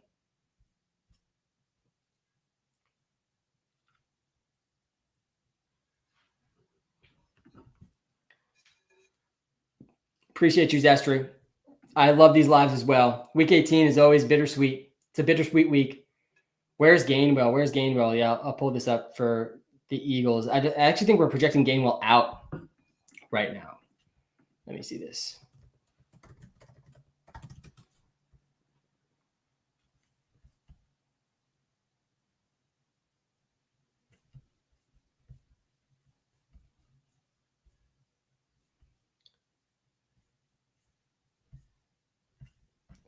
Let me pull this up. We go to the Eagles here again. Pollard, J.K. Dobbins, Achane, pick 2 in PPR. Yeah, you definitely got to go Pollard here. I'd probably go Pollard and Achane. I'd probably go Pollard and Achane over Dobbins. I do think Dobbins plays, but how much does he play? Drake May, unclear if Drake May's playing. Will Jennings play the full game today? Probably. Jennings' prop lines are really, really high. I don't necessarily agree with that, but they're really high. I think you kind of have to start Jennings. Neighbors, DK, Jennings, Corn, please pick 2. Yeah, it's Neighbors and Jennings, I think. Neighbors and Jennings there. All right, let's go to the Eagles. People asking about Kenneth Gainwell. Where's Kenneth Gainwell? Yeah, right now we're projecting Kenneth Gainwell to sit. We're projecting him out. We'll see if he plays. But he's in a similar spot to Ray Davis and Ty Johnson, where he's not the starting running back, but he does have a real role in this offense. They're sitting their whole offense.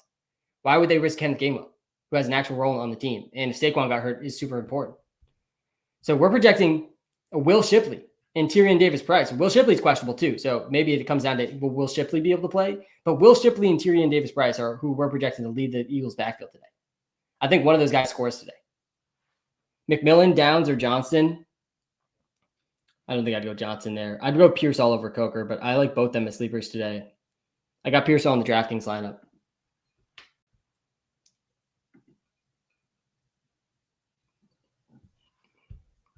For those of you guys who are saying nobody plays fantasy in Week 18, look at the comments, guys. A lot of people have finals in Week 18. The sickos.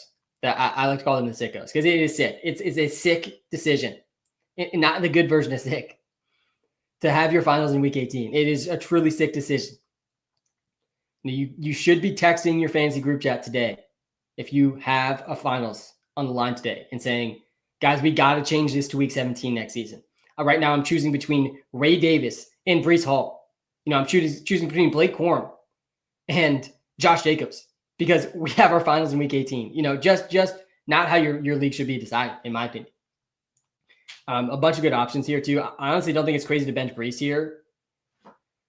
I don't think it's crazy to go these first two. I want to see the Bills actives and inactives before really pumping Ray Davis too hard. I do think Corum is in it. Corum and Ray Davis, similar spots here, playoff teams. There's a story of why they matter in the playoffs, but they're still backups. They probably play more today. I think Corum gets 15 touches today, most likely. These receivers are definitely in play here too. I mean, it's hard to have tons of faith in Keenan Allen today. Corum. I think I'd probably go Corum over Keenan. We got Ray Davis right now projected ahead of all these guys. Keenan, wow, projects actually better still. Pittman's definitely an option here too.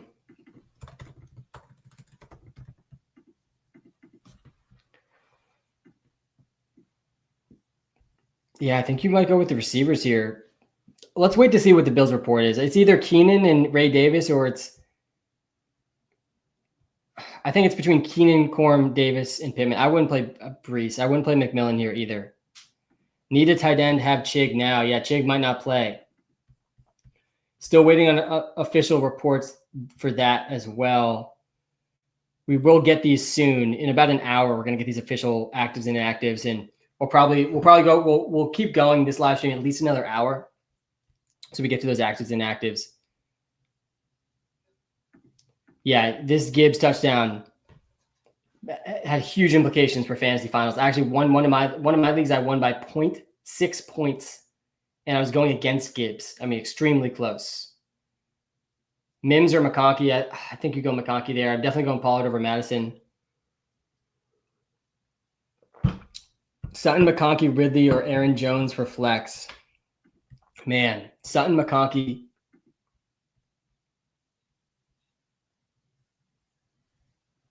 Man, we have these guys back to back. Sutton has much more motivation than McConkey. Sutton going up against backups. I think you go Sutton over McConkey. I think that makes a lot of sense. I think I'm fine with that. I think we have McConkey projected slightly ahead of him. Johnson or McMillan, half PPR. Man, that's not easy either. The teams that to me are least clear right now about how long are their starters going to play? Because the starters are going to play. There's arguably some seeding incentive for them in the playoffs, but they're already in the playoffs. And so there's incentive for them to potentially rest their starters in the second half. Those teams are the Chargers and the Commanders. And the Packers to some extent too. The Packers, Chargers, and Commanders.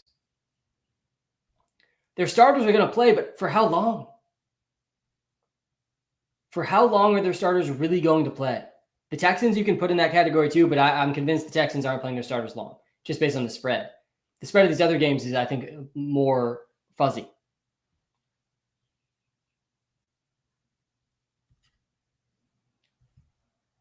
Each of those teams, the Packers, the Chargers, and the Commanders, are expected to play their starters today. I think I would lean Johnston over McMillan. Thank you. And Walter Picks for guiding me to my first ever back-to-back chips.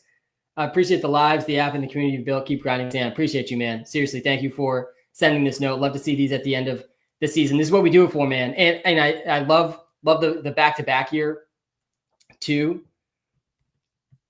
For everyone that just won their league this season, like, this is what it's all about, man. There's truly no better feeling than going back-to-back in your fantasy leagues. I've seen a comment in the TikTok live. Do you think Tyreek can repeat last week? I mean, can he? Absolutely, he can. Yeah, I mean, absolutely he can. Tyreek had one of his best games of the season last week with Tyler Huntley. 9 catches, 105. It was he caught all 9 of his targets. Might have been the most receptions he had all season. Second most receptions he had this season. So yeah, for sure he could end the season strong here. The Dolphins do need to win. So yeah, I don't hate Tyreek today. He is questionable though. He doesn't project great. He didn't project well last week either. His prop line's at 51.5 yards. It's so weird to look at that. Will the Saints play starters? No. No. I mean, the starters that they have, technically Spencer Rattler is a starter in Foster Moreau, and Juwan Johnson's are starters. They have no starters left. They've already been playing with their backup team, for like over a month. We're going to see Clyde Edwards-Helaire lead the backfield today. Scantling, it should play to some extent. He's their top receiver projected today. But I don't hate Moreau and Juwan Johnson. A Jacobs, Hall, Pollard, Carter, pick 3. I think I'd bench Hall. I'd go Jacobs, Pollard, and Carter. Hill or Downs in the championship. Yeah, you probably go Tyreek there. I do think Moreau gets action. Moreau's in the DraftKings lineup today. I'm punting tight end. I'm not sitting here telling you Foster Moreau's like this smash must start, but I think he's a good waiver wire ad in a bunch of spots in the finals here today. He scored last week. There's just nothing on the Saints offense. They have to play someone. and they have to throw the ball to someone. And that someone last week was Foster Moreau and Juwan Johnson. 15% target share for Moreau, 25% target share plus for Juwan Johnson. Both they were the top 2 leading receivers on the team. Good matchup here versus the Bucs.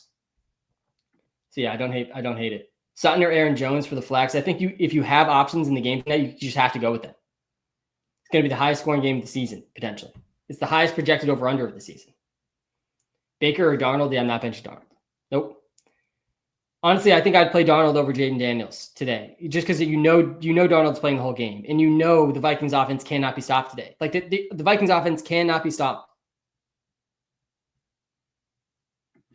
Don't hate it, Sestry. Don't hate it. Do not hate the Moreau play with the props. Jennings or Downs? Yeah, you got to go Juwan Jennings. Gibbs, Sharp, Aaron Jones, JSN, DK Ladd, 2 running backs, 1 wide receiver, 1 flex. Already had Chase. Now, so you're playing Gibbs. You're playing Sharp too. Oh, man, I think it's Gibbs, Aaron Jones, and JSN. I think I'd go Gibbs, Aaron Jones, and JSN. Yeah, I think that's how I would do it. Gibbs, Aaron Jones, JSN. Randall, this is a fair take. This is not a bad take here, Randall. Not a bad take at all. If you're in multiple leagues, having one go to last week, it can be fun. This I can get behind. I can get behind it. But there's still plenty of fun to be had in week 18, outside of your season-long fantasy league. I'm still having fun. I'm still doing DraftKings lineups, player props,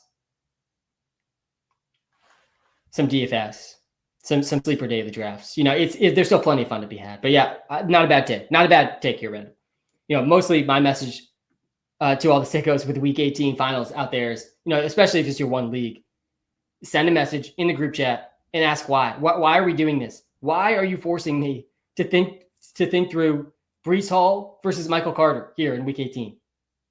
So do I flex Sharp, DK, or Ladd? Oh, God. It's probably Sharp.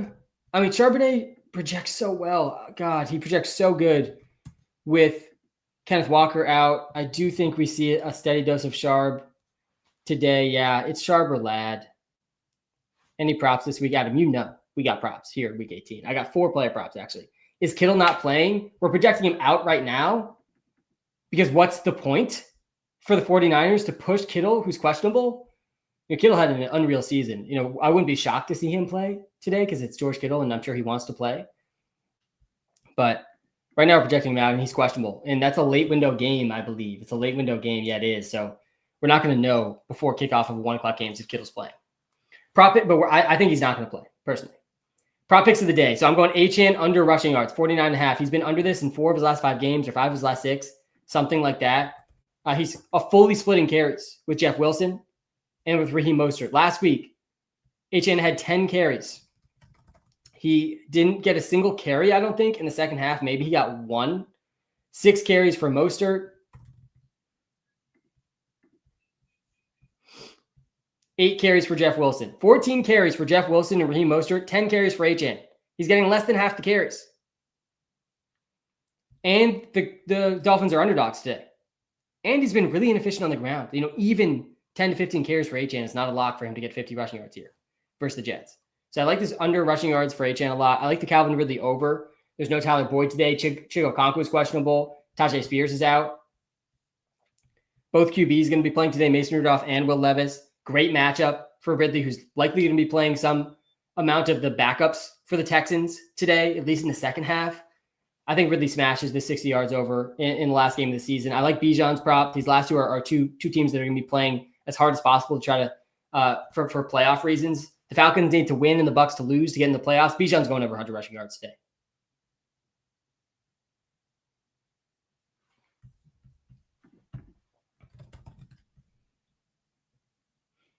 I did see the rumors that the Chiefs are stuck in Kansas City. 13 hours ago, it was reported that they did touch down in Denver.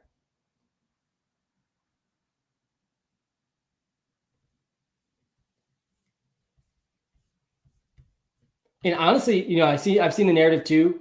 So again, reminder, the playoff motivations across the league right now. The Bengals need the Broncos and the Dolphins to lose, and they're in. The Broncos need to win, and they're in. And the Dolphins need the Broncos to lose and the Dolphins to win to get in. I think the Dolphins lose today versus the Jets. Let's start there. The Dolphins are 1.5 point underdogs. They're starting Tyler Snoop Huntley. I think Aaron Rodgers, Devontae Adams, auditioning for their next team, can definitely take down the Dolphins at home in freezing cold weather. Potentially some snow in that game too. Then you go to the Chiefs-Broncos game, and there's some narrative out there that the Chiefs want to lose because they don't want the Bengals in the playoffs. I actually think the Bengals being in the playoffs, though, is good for the Chiefs because guess who has to play the Bengals in the first round if they make it in? It's the Bills. Definitely the toughest competition for the Chiefs is the Bills, and the Bills could be knocked out if the Bengals get in. I really think this Chiefs-Broncos game will be close. I actually think it will be close. The last free player prop I like a lot is Jameson Williams over 56.5 receiving yards is the final free player prop that I like a lot today.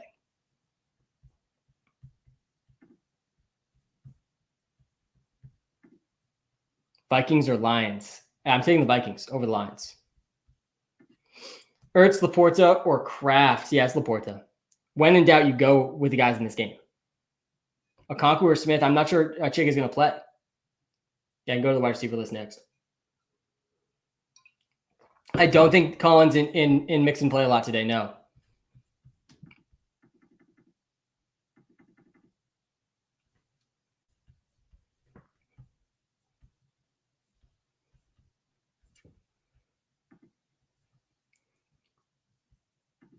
I would love the Bengals to make the playoffs personally too.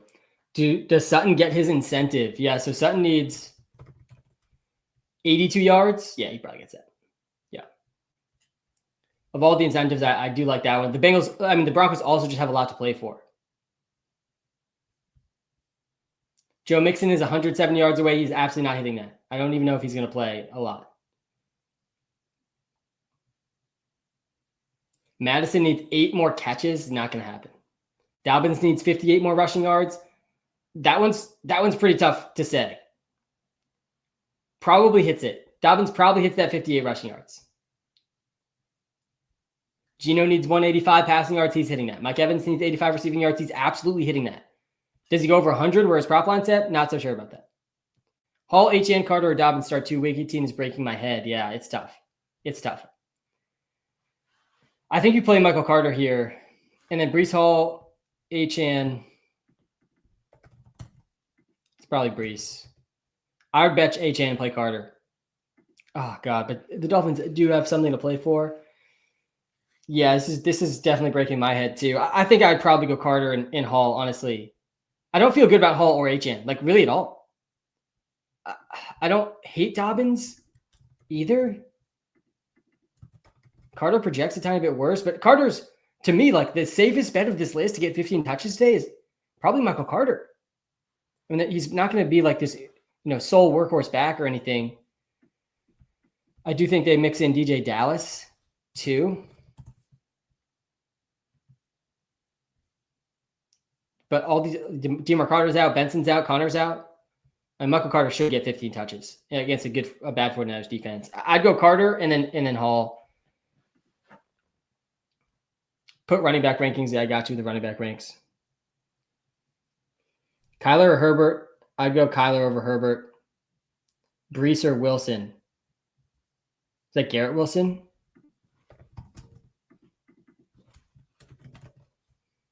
Assume that's Garrett Wilson, yeah. Yeah, I'd go Breece over Garrett Wilson. Close one there, though.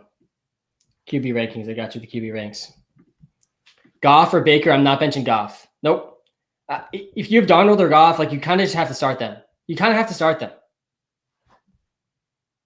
Jaden Daniels is the only guy I'd consider starting over these guys today. Probably going to win today. Thanks for the content all season. We'll 100% be back next season. Do you make any different content until it's August again? Yeah, appreciate that. Yeah, definitely we'll be doing some off-season content.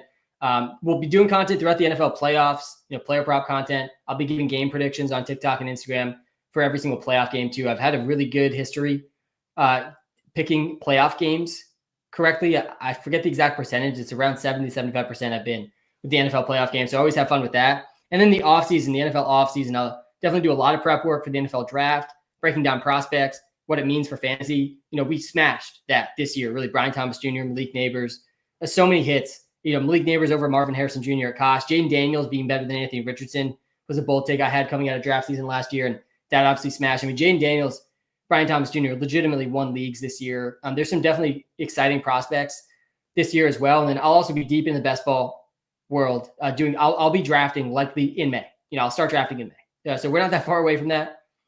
We are like two-ish months away from me just hammering drafts again. So excited for that as well. And then, the lead up till the summer in August when peak draft season hits. So that's the offseason plan, more or less. It's dynasty, draft season related content, best ball related content, and then prepping for, my season long leagues as we get closer to August. I'm excited for the NFL playoffs, as well. Hoping to make some content too, some behind the scenes Walter Pick stuff, a ton of work going on behind the scenes at Walter Picks to improve the app even more, for next NFL season. So hopefully we'll make some content about that too. Davis, J.K. Dobbins, Tracy, or Corum? Start one. Yeah, these Ray Davis questions feel extremely difficult until we get the Bills actives and inactives. But to me, this one's between Davis and Corum. I think it's between Davis and Corum. I do think Dobbins hits his incentive today. Not the worst option. Corum and Davis, they're so similar where there's like a story to tell of them getting big roles today. There's a story about why they might want to keep these guys somewhat rested for the playoffs. Man. Ray Davis has an unreal matchup, though. If Ray Davis, gets the role I think he's going to score against the Pats. It's going to be him and Frank Gore Jr. I don't think, I won't be shocked if Ty Johnson's just straight up inactive. I think Ty Johnson's more important to the Bills than Ray Davis is. They're both in somewhat similar roles, though. Which is why I want to see the active inactive list. Why are the Falcons full playing starters? Because the Falcons need to win to make the playoffs. This is a playoff game for the Falcons. That's why I like Bijan's prop a lot today, over 98.5 rushing yards. The Falcons need to win, and they need the Buccaneers to lose, and they're in. If they lose, they're out of the NFL playoffs. So that's what the Falcons are going for. Yeah, let me know if you guys have any questions. Specific start-sit questions if you're still in the fantasy finals, but also anyone curious about any of the incentives, motivations, playoff-wise, some contract incentives, feel free to send some comments about that. Happy to talk about whatever it is you got questions about today. Carter or Corum? Oh, God, yeah, those two guys they're back-to-back. I lean Corum over Carter, but honestly, I think Carter's a little safer. I think Corum's ceiling's a little higher. I think Carter's a safer bet to get 15 touches than Corum is. Because, again, there's definitely a story the Rams could tell themselves about keeping Corum healthy, too, and not giving him too big of a workload here, where that's just not the case for Carter. But I think the ceiling for Corum is much higher. Mixon or Davis? Yeah, I'd go Davis over Mixon. I do not think you can play the Texans starters today. Mixon and Nico, you can't start them. They're 2.5-point underdogs. 1.5-point underdogs now versus the Titans. How much is this offense really going to play if they're listed as underdogs? I don't think they're playing the second half if they're underdogs in this game. I don't think they're expected to play in the second half. Yeah, so the Chargers need a win? No, they don't need a win. They're already in the playoffs. The only teams hunting today to get into the playoffs, it's the Broncos, the Dolphins, and the Bengals who already played. And then the Buccaneers and Falcons. Everyone else is already in, 100% in. So the Chargers are in, but there's some seeding stuff at play, I think, with the Chargers, where if they were to win, they're more likely to play the Texans or Steelers or Broncos in the first round, whereas if they lose, they're playing the Bills or the Ravens. I think there's some stuff along those lines. I do think Harbaugh falls more into the old school, what we saw from the Ravens on yesterday, where you're still going to play your starters even though you're already in the playoffs, try to keep some momentum going. But I won't be shocked at all if some of the Chargers starters are sitting, much earlier in the second half than usual. Dobbins has a contract incentive at 58 rushing yards. He probably gets that. But how much more beyond that, I'm not so sure. Can I play Kittle or Ertz, but feel Kittle won't play full game? I don't know if Kittle's playing at all. He's questionable. Right now, we're projecting Kittle out. Right now, we're projecting Kittle out.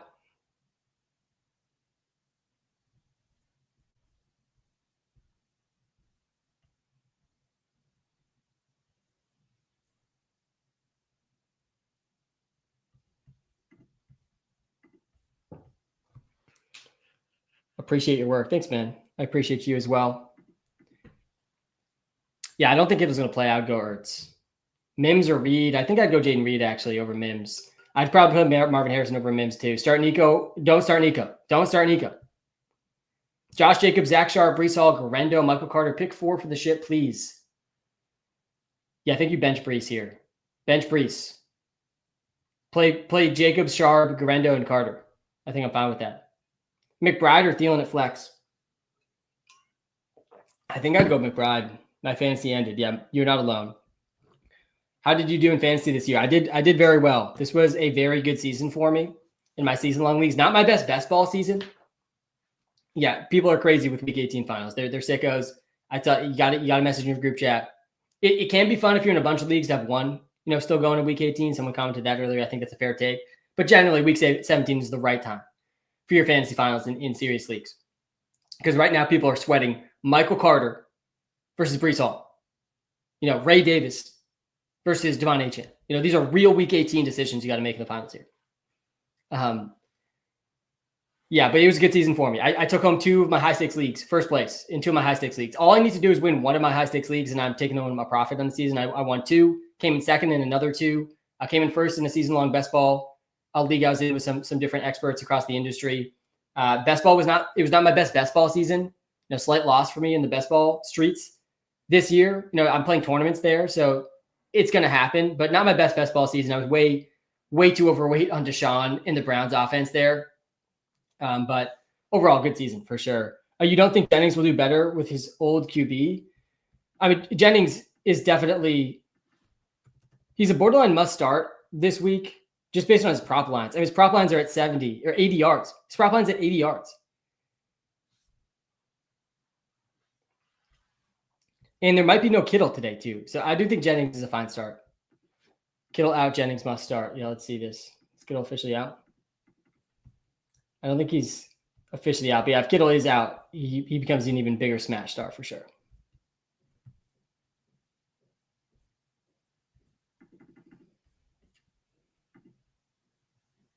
Hill, Downs, Pearsall. Man, I do like Pearsall as a sleeper, but I think you got to go Hill there. Houston or Chargers defense? Can you see your must starts again? Yeah, I got you. Jordan Addison over McLaurin. Yep, I'm fine with it. You want Vikings and Lions players today, guys. You want the Vikings and Lions players. That is like the biggest game of the week. Tons of motivation there for both teams to get the 1 seed in the bye. And there's going to be so many points. I mean, I really do not see a world where the Vikings offense is stopped. There's really just no world where this Vikings offense is stopped by the Lions defense. Should I pick up Ricky Pearsall and play him over McMillan? Oh, man. Let's look at this, especially if Kittle's out. Like, this isn't that crazy. If Kittle's out, I think I would do this. I do. Pearsall smashed last week. Completely broke out last week. 28.7 points, 8 catches, 141, and a touchdown. Had almost a 30% target share. Kittle's probably going to be out or at least limited. I honestly think I'm okay with this. And McMillan, the Bucs are already in. Or they're not already in, actually. They need to win. But they're already in my mind because it's impossible for them to lose to the Saints.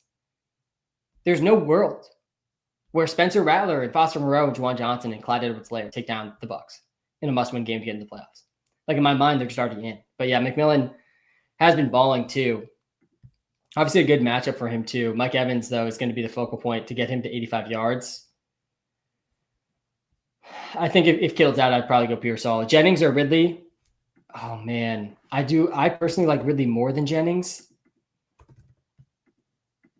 But if Kittle's out, this one's pretty close, man. So Tyler Boyd's out. And Chico Conku is also questionable. Similar to Jennings with Kittle questionable. If Kittle's out, Jennings is a smash. If Chick is out, I think Ridley's an even bigger smash too. Tajay Spears is out as well for the Titans. Really good matchup versus the Texans. Man, I think I'd probably lean Ridley over Jennings. I wouldn't start Pearsall over Jacoby, no. I do like Pearsall as a sleeper, though, for sure. He's in my DraftKings lineup today. Is Aaron Rodgers starting? Yep, he's starting. Aaron Rodgers, Devontae Adams auditioning for their next team. Guys, if you're watching live on YouTube, smash the like button. It does help me out a ton. Do appreciate it. Let me put the tight end ranks. This is probably the grossest tight end slate of the season. We already had Mark Andrews play. And there's no Travis Kelce this week. Kittle's questionable. We're projecting him out right now.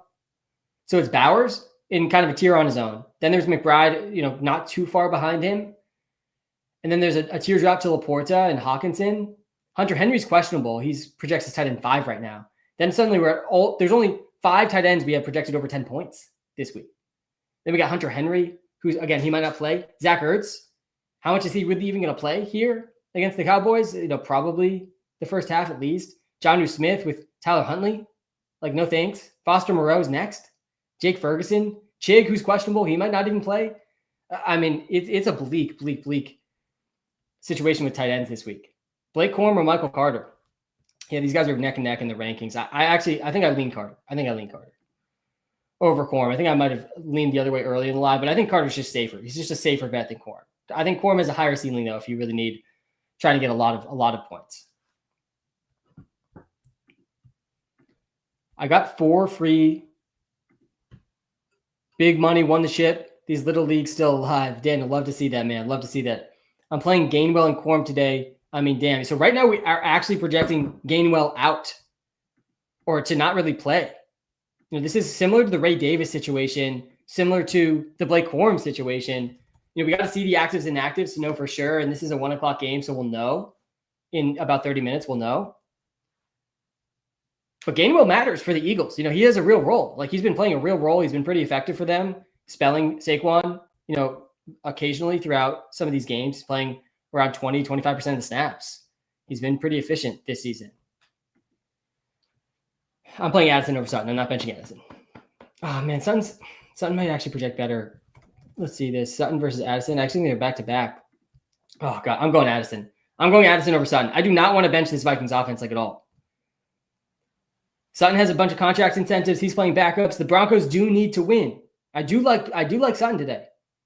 You think Tucker Kraft's going to have a good game? I wouldn't bet on it. Would not bet him.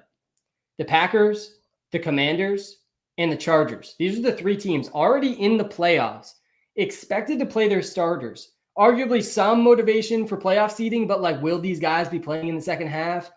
These starters, I don't think you can be confident about that. Zacchaeus, Mims, Thielen, Downs, pick 2. Yeah, I'm pumped to see a Zacchaeus question because, guys, Olamide Zacchaeus, he's breaking out, guys. It's like the year 7 breakout here for Olamide Zacchaeus. Back-to-back games over 23 points for Zacchaeus. He's got 13 catches, 140 yards, and 3 TDs in his last 2 games. Man, definitely he's in the cards today for sure. Mims, Thielen, Downs, pick 2. Mims, he's also really coming on. Thielen projects the best here, and then Downs.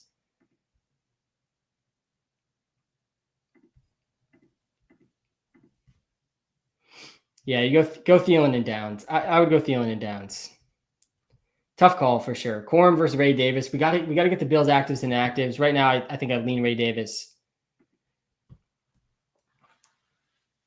Need one last running back. Ray Davis, CEH, or Dobbins.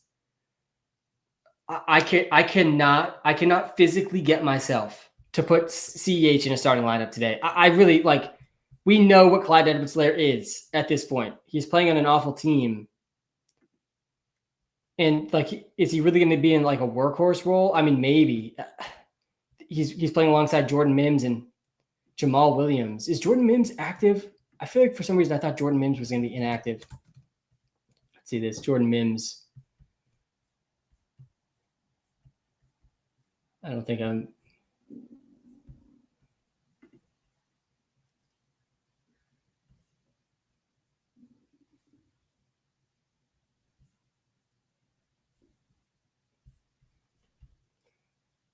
Yeah, I think Jordan Mims will be active.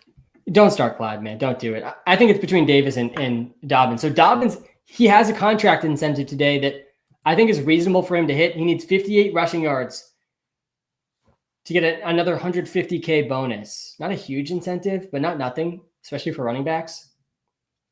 The Chargers are expected to play their starters, at least to start the game. I think once we get the Bills report, it'll be a little bit more clear here in about 30 minutes. But I honestly lean Ray Davis over J.K. Dobbins. Why start Nico? Don't start Nico. No, absolutely do not start Nico Collins. Mims should be active. Kendre is out. Thanks, Trevor, our lead data scientist here, Walter Picks, keeping us updated on the wild Week 18 news. Trevor, curious to hear some of your thoughts too on Kenneth Gainwell. I've seen a surprising amount of Kenneth Gainwell questions. I assume we'll know more in 30 minutes here if he's even active or not. I think I agree that he probably doesn't play, but it's very similar to the Blake Corum, Ray Davis stuff as well. Sam, sit one, McMillan, DK, or Thielen? PPR, McMillan, DK, or Thielen? Yeah, I think you have to play Thielen here. And it's between McMillan and DK. Man, such a good matchup here for DK too. He didn't play against the Rams last time. But this Rams secondary is really, really bad. They're resting all their starters. Gino's got some incentives to hit. I think I would go DK here over McMillan. Start Ladd. Yeah, you can start Ladd. You can do it. JSN or Jordan Addison. Man, that's another one. I do think that the Seahawks passing attack has success. I really don't want to bench Addison. I honestly think I would go Addison here. Yeah, just it doesn't make that much sense for the Eagles to give Kenneth Gainwell a big role. And you could make the same argument for Ray Davis, potentially too. A little bit different since he's running back 3 versus running back 2. But Ray Davis has been playing in every game for the Bills. You know, they liked having this 3-headed backfield. He has been playing. And he's had at least 5 carries in 3 straight games. You know, these games that have mattered for the Bills. And Blake Corum, he doesn't really play, but like he's a backup, but a workhorse backup potentially. You know, if Kyron goes down, suddenly Corum maybe is actually really important to them. He has actually been playing a little bit too. Very interesting spots here for some of these guys. Garendo, Dowdle, or Michael Carter? Garendo, Dowdle, or Michael Carter? Yeah, it's Garendo. Garendo feels very safe here. Should be in a workhorse role today. Do you like Bucky Irving over 73 rushing yards? Don't hate that. I don't think I'd talk you out of this one. The Buccaneers do need to win. This is a must-win game for the Bucs. No, it doesn't feel like it's a must-win game because to me, like they already won. Like I just don't see a world where they lose to the Saints team with how the Saints team looks right now. But they do technically need to win. It's a win-and-in situation for the Bucs. And if they lose and the Falcons win, they're out. So yeah, Bucky Irving over 73 yards feels pretty safe to me. He's been over this in 2 of his last 3. He's absolutely smashing this season, and the Saints defense is not good. Top 5 running back option, Bucky Irving today. Switch back to the running back ranks here. Jacobs TD. I do think Josh Jacobs has a decent shot at a touchdown today.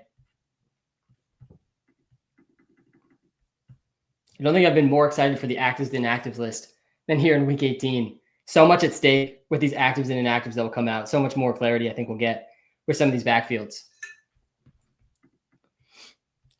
Pull up the DraftKings lineup here again. I think I'm going to tweak this DraftKings lineup a bit. I might take Mike Evans out. I think the ownership on Mike Evans is going to come in too hot for it to make sense. I don't think there's enough incentive beyond 85 yards for him to make sense in DraftKings tournaments. I kind of want to try to get Bowers here in at tight end and get the Malik Neighbors, Brock Bowers rookie reception record race in the lineup, and then find a sleeper at wide receiver. I feel like there's plenty of sleepers we've discussed at wide receiver this week. Plenty of receivers. Ricky Pearsall is already in the lineup. I like Calvin Ridley. I don't think he's too expensive. Ray McLeod is definitely interesting. Jalen Coker, I think, is an interesting sleeper today as well. Romeo Dobbs might be out. Makes me kind of intrigued about Jaden Reed. Maybe Jordan Whittington is a sleeper. One of these Eagles receivers, maybe.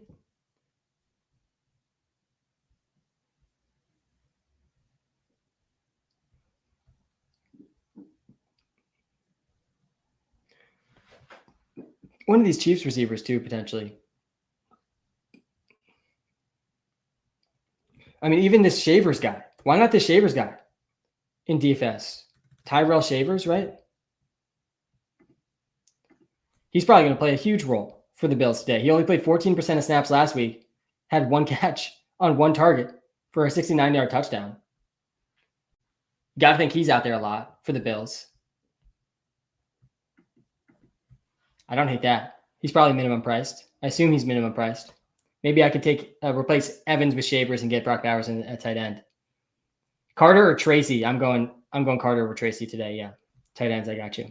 It's a very bleak at tight end today. Extremely bleak. It's so bleak that somehow Kyle Pitts is still finding his way into the top 12. Mims, Pierce, Pearsall, Ray Davis. Trying to fill the Mixon flex spot. Oh, God. I mean, yeah, this is tough. Like, how far do you go to bench Mixon here? I don't know if we've updated this Mixon stuff at all with the updated Texan spread. How are you feeling about the Texan starters, Trevor, with how we're projecting now? Definitely interested on that, too. You probably go Ray Davis here, honestly. Yeah, it's probably Ray Davis. Yeah, Ray Davis is the answer. Ray Davis is the answer to the test, I think, here in week 18. Mims is definitely in play, too. Mims versus Pearsall is close. Let's do Mims versus Pearsall here. Two young receivers coming on down the stretch. I really do like Pearsall as a good sleeper today.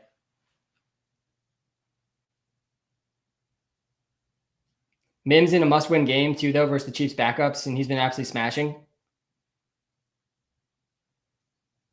Honestly, I think I would go Mims, Pearsall, and Ray Davis over Mixon. I think I would. It doesn't make sense to me why the Texans would be underdogs versus the Titans unless they are expected to not play their starters a lot. They're 2.5-point underdogs versus the Titans. The Texans are. I think I would rank these guys Ray Davis, Mims, Pearsall, but I want to see the Bills' actives and inactives before. I thought fantasy football is over. Yeah, for the non-sickos, it's over. For the sickos who like week 18 finals,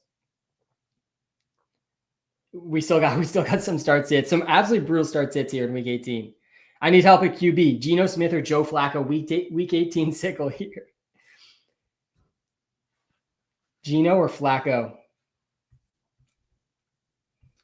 Oh, man. I think it's Geno. Geno does have that 185-yard incentive bonus. He's got a good matchup, too, versus the Rams, who are also resting their defense. Like, Geno's actually a pretty sneaky option. I would go Geno. Don't love Houston starters with the risk they only play a quarter or a half. Yeah, I agree. That's how I'm feeling, too.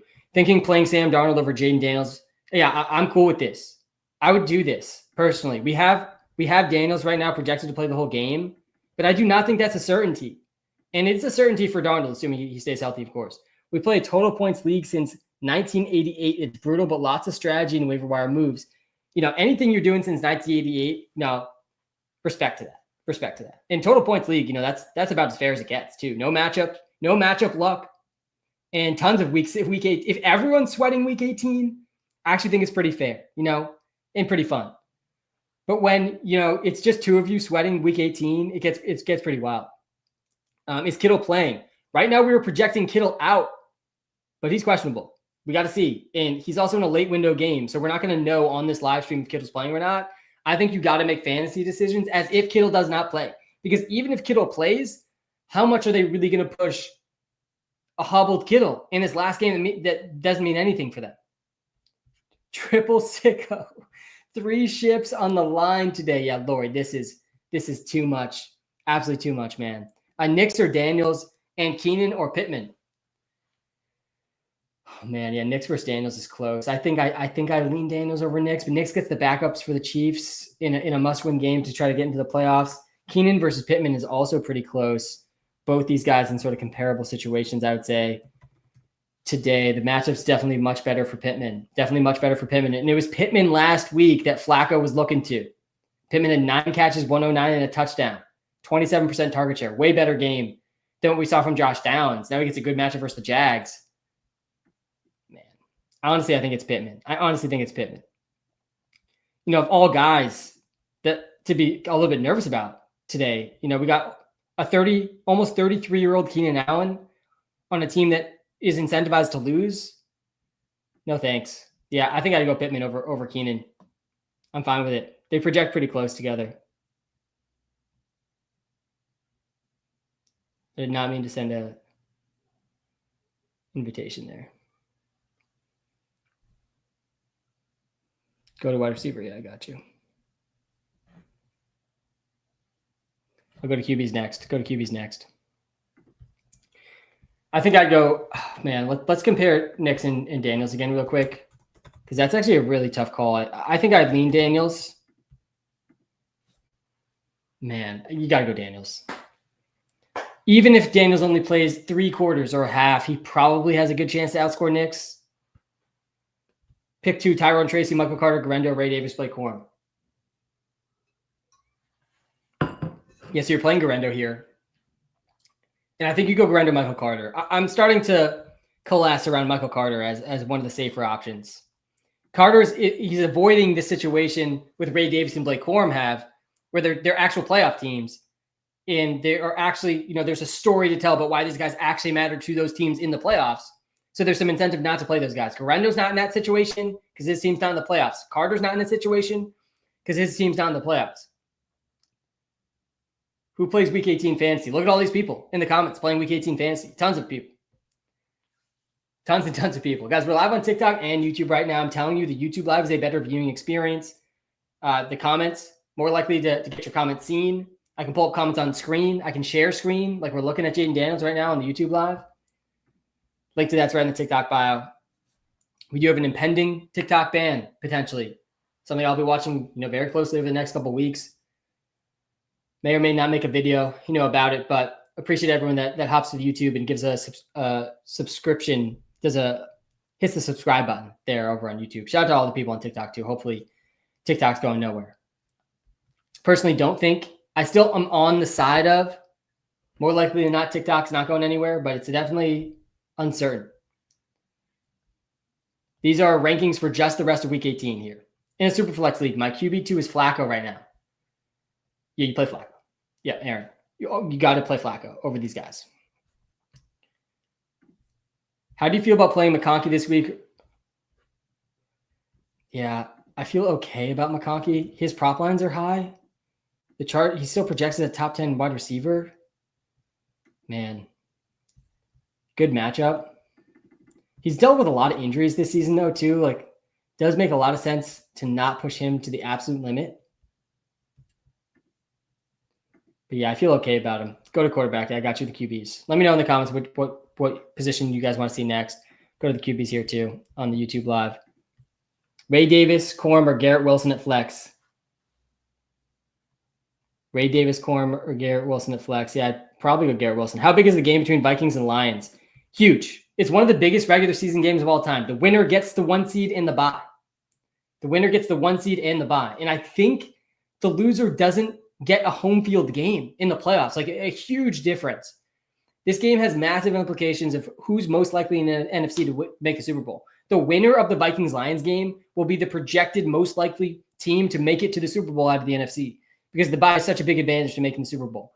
You get to skip a game, and then you're more likely to win that second game because you had more preparation time and more time to get healthy. And then all of a sudden, you're 2 wins away from the Super Bowl. And one of those wins you're pretty likely to get because of the bye. So you're kind of 1.5 sort of wins away. It's a huge deal. Huge deal. College football playoff says otherwise. Hey, Sam, won 3 of my 5 leagues thanks to you and Walter. Nikhil, let's go, man.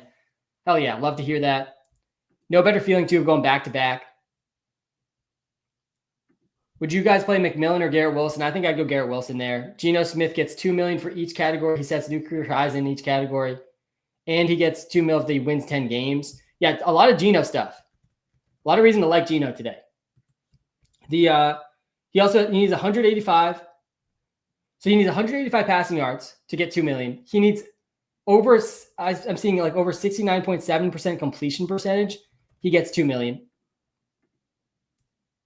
What's he at right now? His completion percentage, he's already over that. That's actually kind of a stressful one. I don't think it's very likely he throws enough incompletions to go under that, but some incentive to complete passes too here today. And then he also just needs 1 win. And they're huge favorites against the Rams, resting their whole team. And the Rams defense is awful. I mean, this is a very, very bad secondary that's resting a lot of their starters too. So yeah, I'm kind of in on Geno.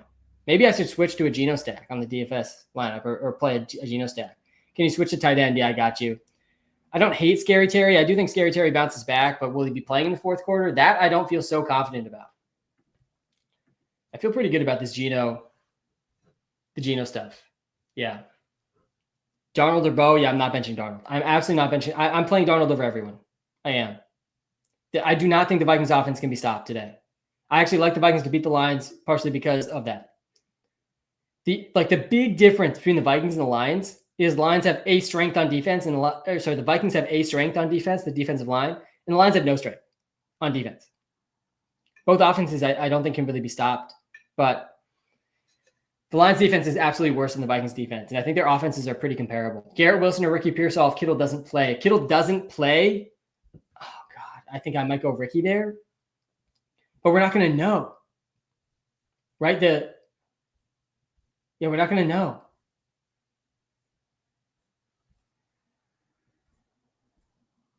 Oh, we will know. They're both late window games. Yeah, I would go Pearsall. Mountain Dew or Mellow Yellow? Definitely Mountain Dew. Kylo, man, what's going on? First time in NFL history, a 14-team win team would be a wild card team. Yeah, so I think I'm right. That's why this game is one of the biggest regular season games, arguably of all time. This might arguably be the biggest regular season game of all time because it is the winner gets the first round bye and home field throughout the playoffs. Home field is another piece of this throughout the playoffs between the Vikings and the Lions. And the loser, they don't get the bye, and they get 0 home field games throughout the entire playoffs. I mean, wild. That's a wild swing there.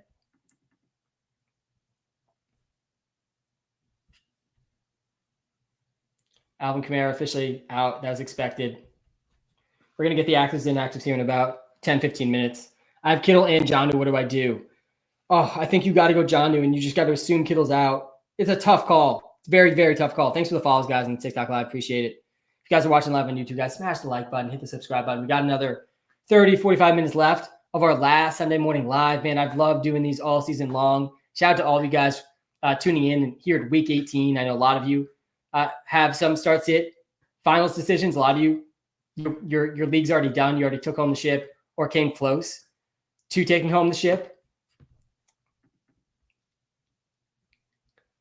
Hall, Dowdle, B-Rob, Ray Davis start too. Yeah, oh my God. I mean, these Ray Davis questions are so tough. This is a really, really difficult week 18 start sit here. Breece Hall is a tough call today. He projects well. Still, Dowdle, same thing. Brian Robinson, I think I would stay away from here. Yeah, right now it's Breece and Ray Davis. I feel like the Cowboys are one of these teams, though, that are dumb enough to give Dowdle like a huge workload, even though they're having absolutely no incentive to do so. So depending on the report, I might go Dowdle and Breece here. Depending on the report, we get in about 10 minutes from the Bills and who's active, who's inactive.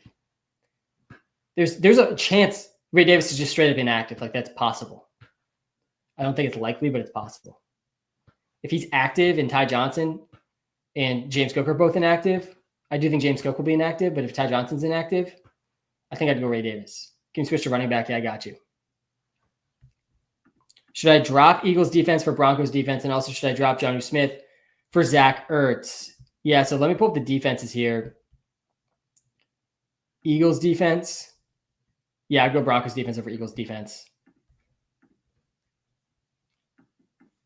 And then Jonnu versus Ertz. Oh, God. That's a really close one. We got Ertz just slightly ahead of Jonnu Smith. Jonnu's got the higher ceiling, though. Henry or Okonkwo or Fant? Henry's questionable. We're going to know if he's playing in a second. Okonkwo's questionable, too. So Fant, I think, right now, at least.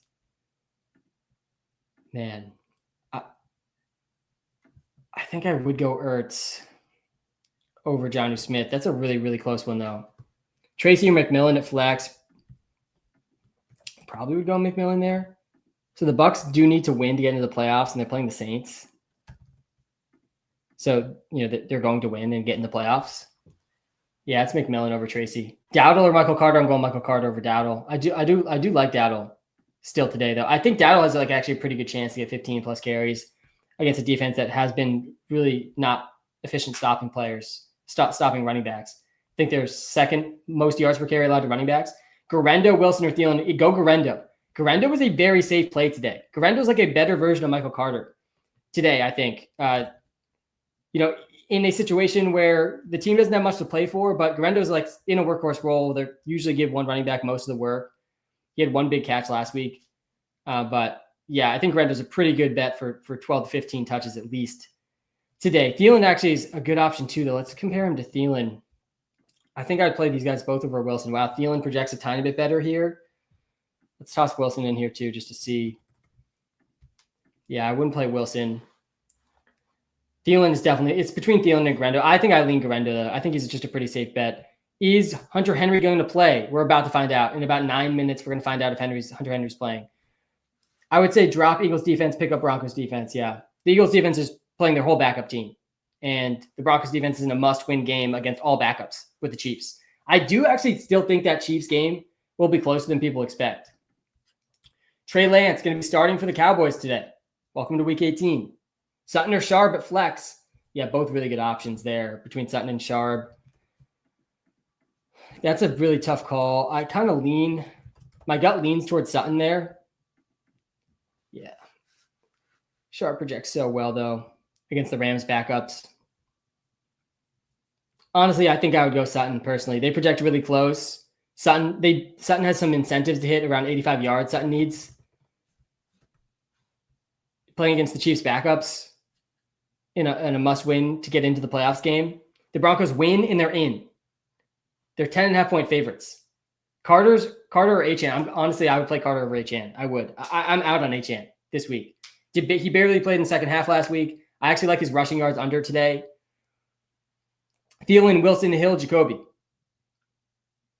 Yeah, you're going Thielen and Jacoby here, and then between Garrett Wilson and Hill, I kind of think you got to go Tyreek here. I think he projects a bit worse than Garrett Wilson.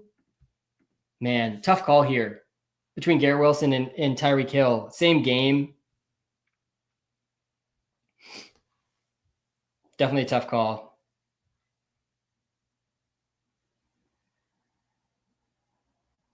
I'd go Daniels over Baker. I think you got to go Garrett Wilson over Tyreek. Yeah, I think you have to. McConkey, Sutton, McLaurin, sit one. McConkey, Sutton, and McLaurin. Sit one of those guys. Yeah, it's McLaurin. You got to sit McLaurin. Man, all three of these guys I do like this week. I played Dowdle over McMillan, I think. I think we were just looking at that one, though, actually. Let's see. I think I would go Dowdle. I think he's a little bit safer than McMillan. Kenny G. Yeah, I'd go Dowdle.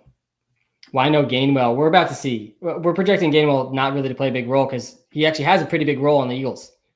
I don't think they're going to be super incentive to give Gainwell this massive role today. I'd play Aaron Jones over Michael Carter. I'm not benching the Viking starters. I really don't want to bench the Lions starters today. This game is the highest projected over-under, this game tonight, of the season. 57-point over-under. Like, you want pieces of that game, guys. Jordan Addison, Justin Jefferson, obviously, Amon-Ra, Jameson Williams, Aaron Jones, Jahmyr Gibbs, Sam Laporta, TJ Hawkinson, hell, even Jalen Naylor. Like, these guys are all set up to smash tonight.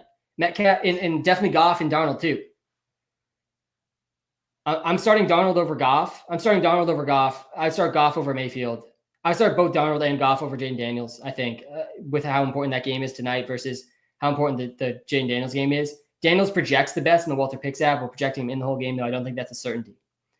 Metcalf or Zacchaeus, BPR, I think you got to go Metcalf. Aaron Rodgers, quote, could be playing his last game today. Definitely possible. 100%. And it's definitely possible for Devontae Adams too. This could be both their last games. Makes me like both them more today. And again, I think that the Jets win today versus the Dolphins, which makes that Chiefs-Broncos game huge for the Bengals if that happens. But realistically, think about it with Aaron Rodgers. What team is going to want him next season? Because it's not going to be the Jets. I feel like people have cracked that window back open. It's not going to be the Jets. Absolutely not. No chance he returns to the Jets. So the number of teams that realistically it would make sense for him to go to is so small. I mean, it's, maybe 3 teams you could like realistically talk yourself into, because Aaron Rodgers is not going to go be a backup somewhere. He's not going to do that. So he needs to be able to get a starting job. Otherwise, he probably will retire. Like the Raiders, maybe. He doesn't want to go there. Davante Adams not going back there. The Browns, probably not. The Titans, no chance. He's not going to the Titans. So, maybe the Browns, if he really wants to try to go do that. Not a bad, situation necessarily. The Giants is not going to happen. Absolutely not. He's not going back to MetLife. The Cowboys, no, Dak's there. There's none of these teams. The Bears, no. Caleb Williams is there. There's not a single team here, really. Yeah, there's not a single team. It's really the only teams. The only team that really made sense was the Browns. There's just not that many teams that really are going to want Rodgers. And if nobody wants him, he's going to retire. He's not going to go beat backup. So, yeah, maybe this is Aaron Rodgers' last game. Maybe this is Davante Adams' last game. Definitely something to think about as we watch today. Two all-time greats, 2 Hall of Famers, for sure. Yeah, I'm praying that the Patriots lose. As a fan today of some of these teams, you really should be rooting for your team to lose if you're not in the playoffs. I know some fans struggle with this. I struggle a little bit at times throughout the season as a Pats fan, especially with some of the divisional games where I just want to see the Jets suffer. I want to see the Bills lose. But, the Pats need to lose today. They need to lose. They lose, they get the first pick. And if they win, they could fall all the way down to the 6th, 7th, 8th pick potentially. Massive amounts of value for their future at stake here. Just one loss, one meaningless loss for the Pats. You got to tank. If you're the Pats today, you got to tank. If Tua's out, start Ertz over Jonnu. Tua is out. Confirmed out. I would go Ertz over Jonnu, yeah. Sharp or Jacobs? We have Sharp projected ahead of Jacobs. I think I'd go Sharp. It's a tough call there, though, for sure. Yeah, it's tough. It's definitely tough. It's a tough situation for any fan, for any team to root against them. I've come around, though, especially with only one game left and how close we are to the first overall pick. I want that first pick, man. The Pats' future is already good. The future loser mentality, winners win. Mitch, that's the thing. I want the Pats to win in the future. I am thinking about winning, just not today. Because they can't win. Winning means winning the Super Bowl, right? Not winning a meaningless Week 18 game.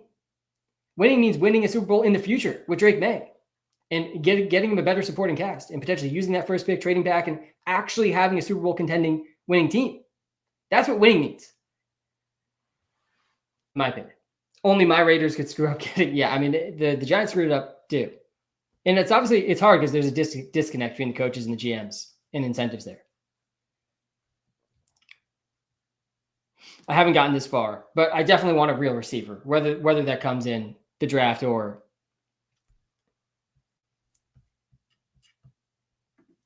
whether that comes in free agency. It feels like the draft, we need to invest actual draft capital in actually a good receiver. Tight end list. I'll go to tight ends next. But there's so many holes in the Pats. I think it is a bit of a best player available. Hopefully there's some good enough quarterbacks that people will trade up too. And you can trade back, get a bunch of value. Scary Terry or Jacoby Myers. This is actually really close here in week 18. I think you kind of have to go Terry McLaurin. Yeah, you got to go Terry McLaurin. I do think Terry McLaurin bounces back. Jacobs is a borderline must start. I just told someone to start Sharp over him, which I think I would probably do. All right, the actives and inactives are coming out right now, guys. Tony Pollard is officially active. While the situation remains fluid, there's been a noticeable shift regarding the future of head coach Gerard Mayo. There are nervous people in the building, and the current belief is that New England is leaning towards moving on from Gerard Mayo. I don't have a strong take about Mayo. I do think it is not good for Drake May to have a full new coaching staff in his second season. because you run the risk there. It's a big risk because if that next coaching staff sucks, you run the risk of the entire rookie window for Drake May going to nothing, right? There could be a third coaching change. The thing with the coaching stuff that I think often is overlooked by the NFL teams is who are you replacing him with? There's often very few good choices. The Pats should be a desirable landing spot, especially if they get the first pick. I'm not sold Gerard Mayo's good. At least he's young. But man, it's definitely scary to see for a rookie QB, tons of coaching changes. Hunter Henry is inactive today. Hunter Henry is inactive. That's a big one. Juwan Johnson is active. Cade Otton is inactive. All the actives and inactives point out here. Romeo Doubs is inactive. Hunter Henry and Romeo Doubs inactive today. Both those are huge, honestly. I like Jaden Reed a decent amount with Romeo Doubs out. Jaden Reed, Christian Watson, and Dontavian Wicks. I don't think they're going to push Christian Watson like that hard, though. And then with Hunter Henry out, Austin Hooper, he's definitely on the streamer radar now. I think Austin Hooper's probably a top 10 tight end. Austin Hooper's been crushing it for the props for us this season. He's had like at least 2.5 catches in like almost every game. Christian Watson is active. Where are the Bills? Give me the Bills actives and inactives. The Bills starting corners inactive.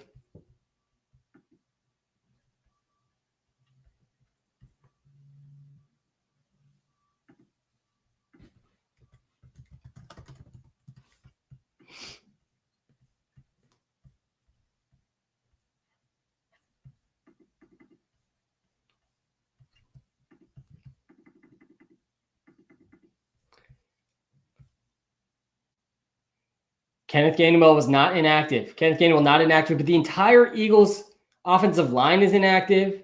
Obviously, no Devontae Smith, A.J. Brown, no Jalen Hurts. Kenneth Gainwell is going to be active, though. I still am pretty hesitant to trust Kenneth Gainwell with all these other starters inactive. Yeah, Austin Hooper, definitely an interesting DFS play for sure.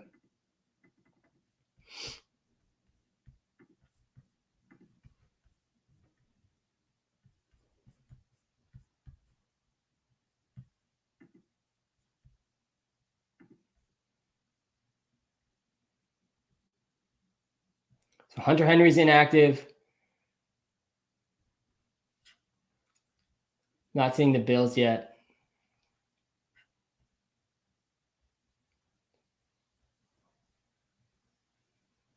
The Texans are resting, looks like, a bunch of their starters.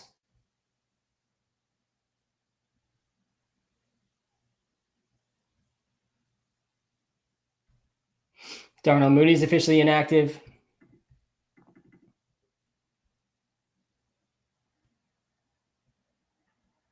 Another tight end for the Pats is inactive too.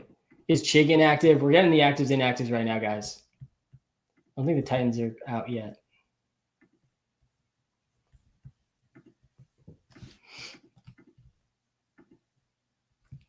Do you read chat? Or yeah, I read the chat.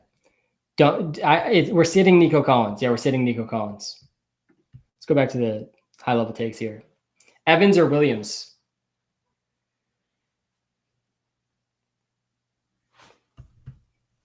Jameson Williams, I assume you're talking about. Yeah, you probably got to go Mike Evans. I like Charbonnet a lot, yeah. The Chargers are not expected to rest starters today, at least to start the game. Tanner McKee is going to start at QB for the Eagles today. Pickett's going to be active and be the backup. Curtis Samuel is active. That's a good sign for him for the playoffs. Garrett Wilson or McMillan. I think I'd go Garrett Wilson. Yeah, we're waiting on the Titans actives and inactives here.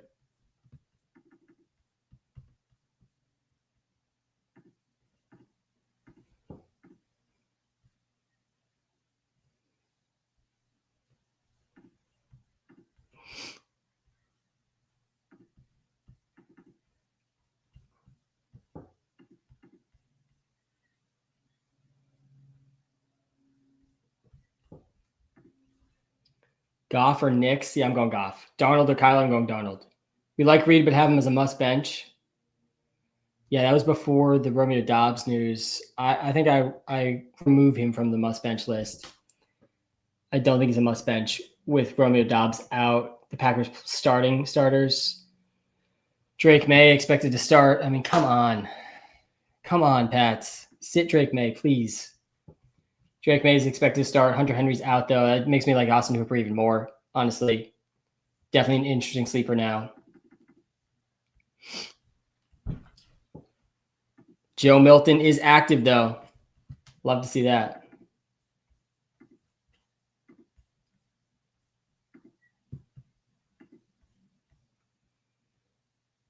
The Bills listed no running backs inactive.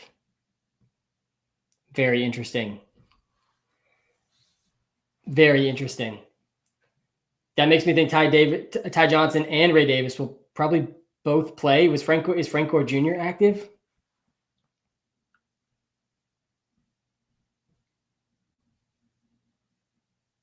Looks like Chig Okonkwo is active.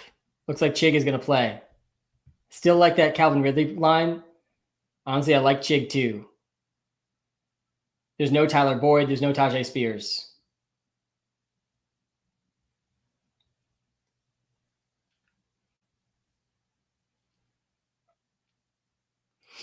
Romeo Doubs is inactive. Everyone else is really active.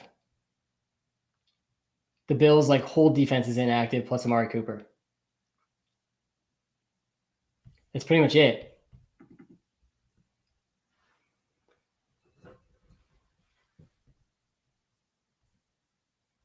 Miles Sanders is active.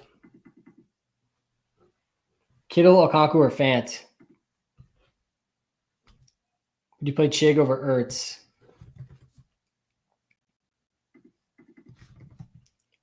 Maybe. He has been pretty consistent. Texans likely resting a bunch of their starters.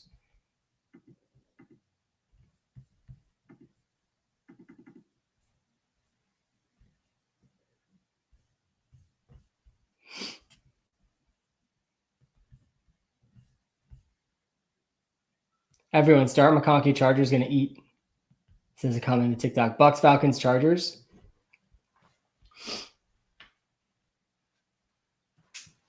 Yeah, I like all three of those teams to win. Chig, Ertz, or Moreau. Chig or Ertz is a close one. I honestly think it's Chig. I think I'd go Chig over Ertz. He's had at least 7 targets in 3 straight. There's no Tyler Boyd. There's no Tajay Spears. The Texans resting a bunch of their defense. Their defense already is not that great. I think I'm okay going Chig over Ertz, honestly. Kittle is questionable still. Right now, projecting him out. I'm not 100% confident he's going to play. I think you got to make game time calls for these 1 o'clock games, assuming he's out. I want to see if Frank Gore Jr. was active.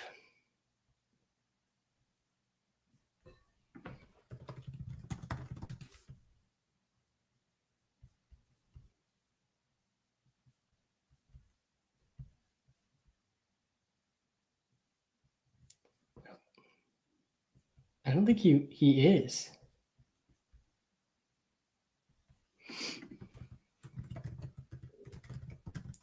Because they didn't make any of the running backs inactive.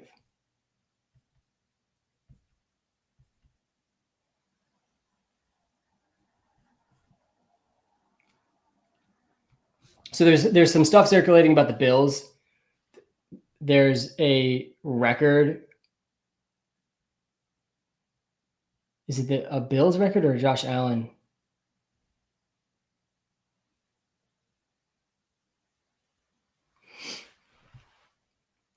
Is Franco Jr. active or not? I can't even tell. But they have some record they could break with the most different players to score a receiving touchdown. And they need Reggie Gilliam or KJ Hamler or Frank Gore Jr. to score to break that record. I do think Garrett Wilson will play the whole game, yes. Jennings or Keenan, if Kittle's out, it's Jennings. It's Jennings. A lot of guys just got called inactive. Yep, actives and inactives just came out. Christian Watson is active. Romeo Doubs, Hunter Henry, K. Dot, and Saquon, inactive. We have some of those we knew were going to come. Miles Sanders is active. I think he probably leads the Panthers backfield today. I'd say Jacobs is borderline must start in most spots, yeah.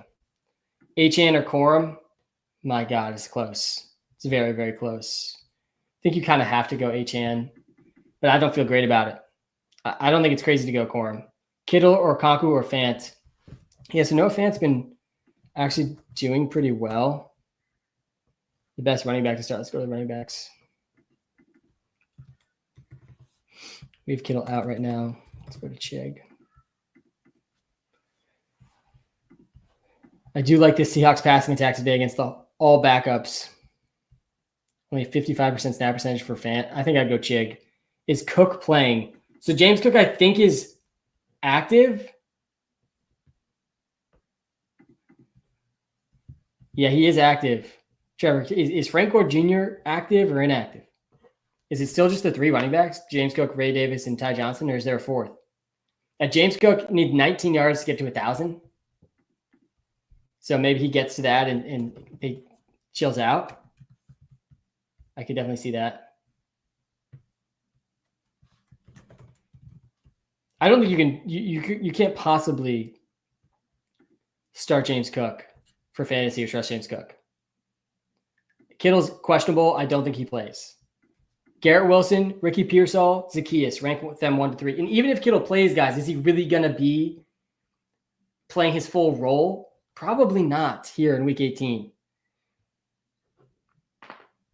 I think I'd rank these guys in this order, Turner. I'd go Garrett Wilson, Pearsall, then Zacchaeus. Hunter Henry's out. Yep, Henry's out. And Chig Okonkwo's in. Gore Jr. inactive as far as I know. Yeah, I'm pretty in on Ray Davis. If he's inactive, if the plan is to have James Cook, Ty Johnson, and Ray Davis active, then I feel pretty good about Ray Davis getting the most touches of those three. Right? He's the least important of those three. And they're resting all of their starters in this game. I guess Josh Allen's technically going to start, and I hope Josh Allen plays as much as humanly possible so that the Pats lose, but he's not going to play long.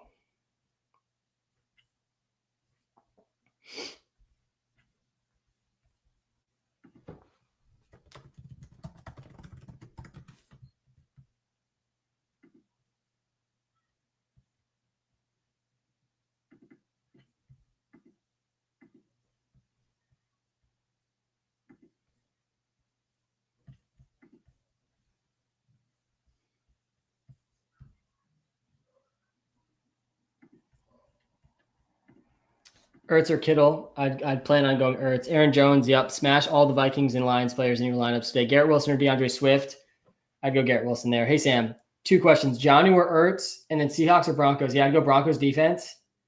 Jonnu or Ertz is super close. The tight ends are so bleak this week. It's Ertz, I think, over Jonnu, but it's close. Do you think Devontae Adams is going to play a full game? Yeah, 100%. I think you should feel pretty good about Adams. And Rodgers. This is both of their potential last games. They're going to try to go out with a bang. I think the Jets beat the Dolphins today, even though the Dolphins need to win to get into the playoffs.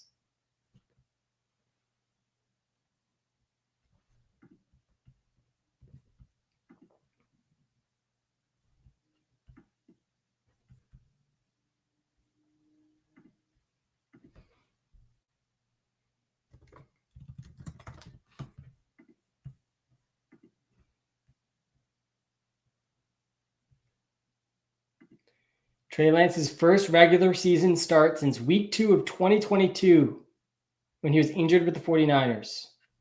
Should be fun.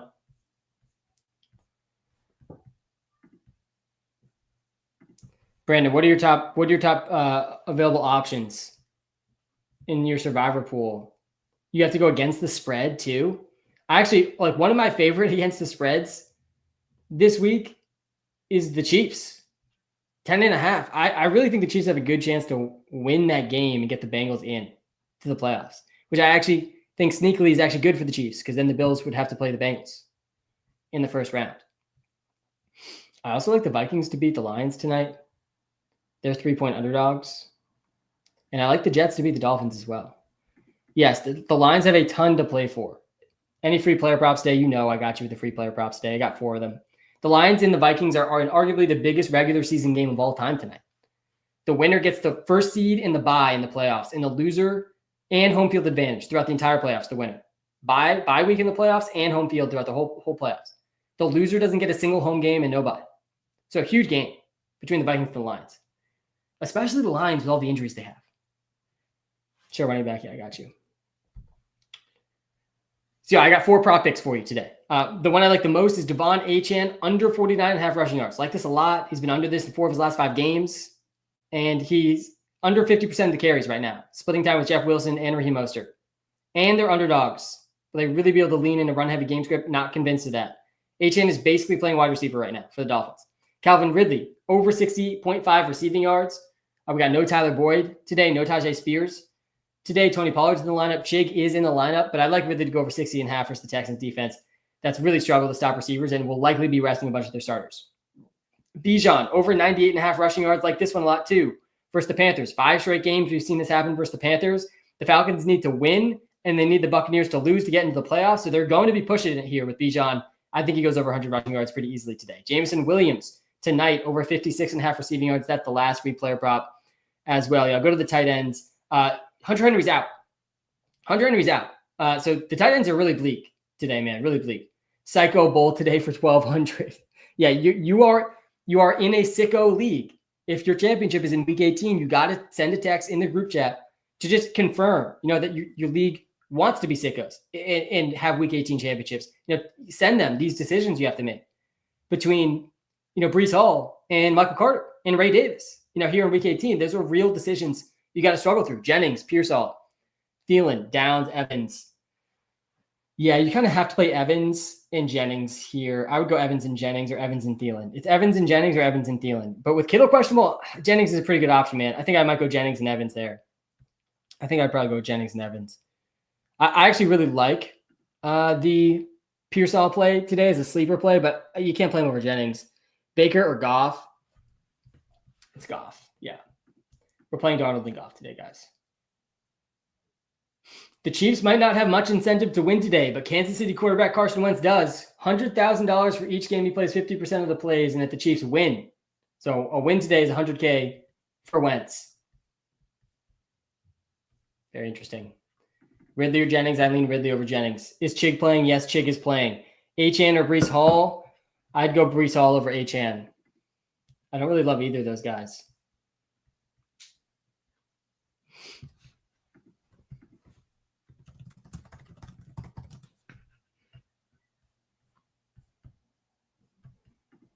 All right, I got the game day roster here. Yeah, so Frank Gore Jr. is not active. So it's James Cook, Ray Davis, Ty Johnson, and then the fullback Reggie Gilliam, who they want to get a receiving touchdown down to. At wide receiver, they only have 4 receivers?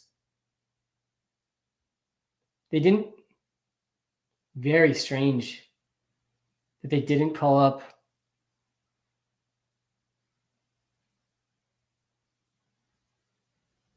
The Bills did not call up receivers. KJ Hamler didn't get called up. So it's Shakir, Curtis Samuel, Matt Collins, and Keon Coleman today for the Bills. Man, the Pats are going to lose. The Pats have got to lose with that. James Cook, Ray Davis, Ty Johnson, the only running backs. I like Ray Davis a lot. Ray Davis is scoring today, guys. I'm going to go look at his props right after this live. Let me check them out now, actually. Ray Davis is going to get the bulk of the carries for the Bills in a game where they're resting all their starters. Great matchup versus the Pats. Ray Davis, I think, is pretty underrated as well. They didn't call up Frank Gore Jr. They're not going to give James Cook a huge workload. There's just absolutely no chance. And Ty Johnson, I think, is more important to the team than Ray Davis. And Ray Davis is more likely to get the goal line carry than Ty Johnson. Let's see if we get any Ray Davis lines here. There's just touchdown lines. I think he scores, though. I don't hate the Ray Davis touchdown line. And I'm very shocked there's no other receivers called up here by the Bills, too.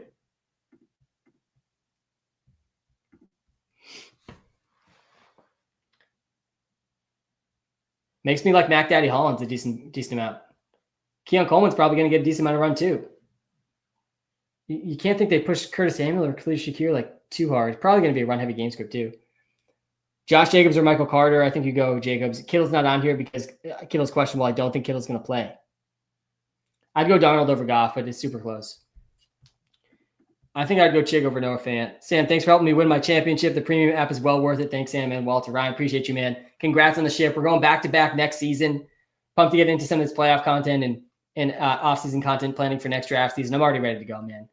take a little bit of a breath here in the NFL playoffs. I'll go live a couple times, talk through some of the biggest playoff stuff. I'll definitely be making some content about the playoffs. But I always take a couple weeks, take a deep breath, and then we go right back to draft season with the underdog best ball drafts. Goff or Bo Nix? Yeah, I think I'd lean Goff over Bo Nix. You want guys in this Vikings Lions game, guys. This is the highest projected over under of the season.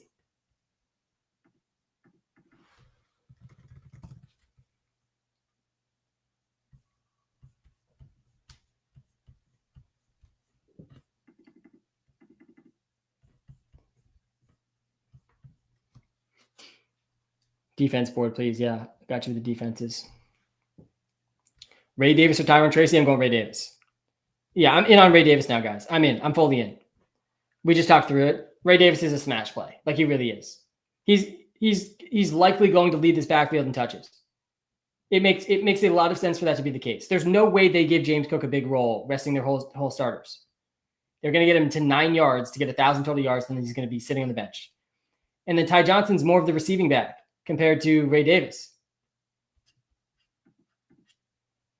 Only have 4 receivers active. Just updated everything. All right, we'll refresh the app in a second here to get these updates in. As always, we are always updating the Walter Picks app constantly. Trevor, the man behind the scenes, shout out to Trevor for all the work this season in the NFL projections, helping so many people using Walter Picks app win their leagues. But so much news to stay on top of here in Week 18. Josh Allen has an incentive, a $1.5 million bonus if he wins MVP. Maybe he plays a little longer than people expect, especially with these receivers that they have active. Very interesting. Dowdle, Swift, or Tracy? I'm already starting Neighbors and projected to lose by 20 right now. Play Dowdle. Play Dowdle over Swift. Play Dowdle over Tracy. Ladd or Neighbors full PPR? I'm not benching Neighbors. I'm not benching Neighbors today. I'm playing Neighbors over Ladd. I honestly think Neighbors has more incentive than Ladd. Neighbors could legitimately break the all-time rookie reception record. He just needs to chase down Brock Bowers. He's like a few receptions behind. He's just an automatic lock for over 30% target share on his team all season, every single game. You pull up the target share numbers, and it's hard to wrap your head around a rookie doing what Malik Neighbors has done target share-wise. There's only 4 players in the NFL this season over a 30% target share. Neighbors is at 35%, over 35%. A.J. Brown, Justin Jefferson, Devontae Adams. That's the category he's in. I'm going Ray Davis over Pearsall. Yep. Ray Davis has a really good chance to score, guys. A really, really good chance to score. Let's see what the odds are. I'm going to go to this game here. They got to give us some Ray Davis props, man. Give us some Ray Davis props. The books are scared here in Week 17. Ray Davis is plus 135 to score. He's got the best odds in the Bills game to score. Reggie Gilliam is second. Ty Johnson is third. James Cook not even on here. That's according to DraftKings. Ray Davis or Jacobs? I'd go Jacobs over Ray Davis. Yeah, I think we draw the line right around there. I'd play Garendo over him. I'd play Aaron Jones over him. Tony Pollard I'd play over him. Ray Davis definitely a really good DFS option too.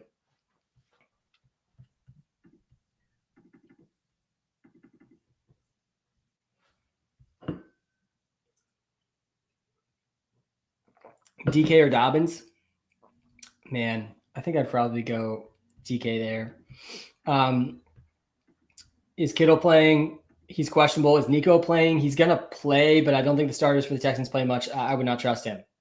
I'd play Juwan Jennings over Josh Downs. I'd play Michael Carter over Achane. Yep, I'd go Michael Carter over Achane. Welcome to Week 18. We're playing Ray Davis and Michael Carter over Achane. We're playing Blake Corum arguably over Achane. I'm playing Michael Carter versus Breece Hall. I honestly think I might go Michael Carter. I think I might go Michael Carter there. Thinking through it more. Will Kittle play the whole game? Probably not. I mean, you got to guess, but there's still a chance Kittle doesn't play at all. So I think if you got some tough calls, you gotta assume Kittle's not going to play. What about Kenneth Gainwell? Yeah, we're not projecting Gainwell to play much. Gainwell is important to the Eagles. He plays every single game. He's the one that's spelling Saquon. Their entire offensive line is not playing. Their whole starting offense is not playing. Gainwell is active, which I actually thought there's a chance he would just be inactive. But there's a limit to how many guys you can have inactive. So Gainwell's going to play. Maybe he'll start today, but it's probably going to be more Will Shipley, who I think he is active. And Tyrion Davis-Price. Let's look at the I want to see the Eagles active roster. Is Tyrion Davis-Price active too?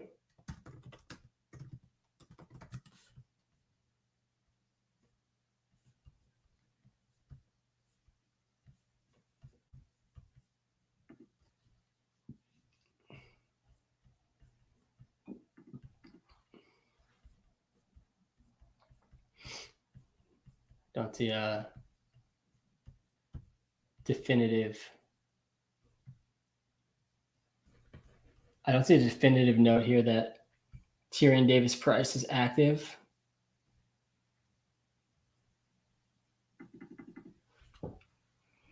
Gainwell or Carter? I'm definitely going Carter. Yeah, for sure.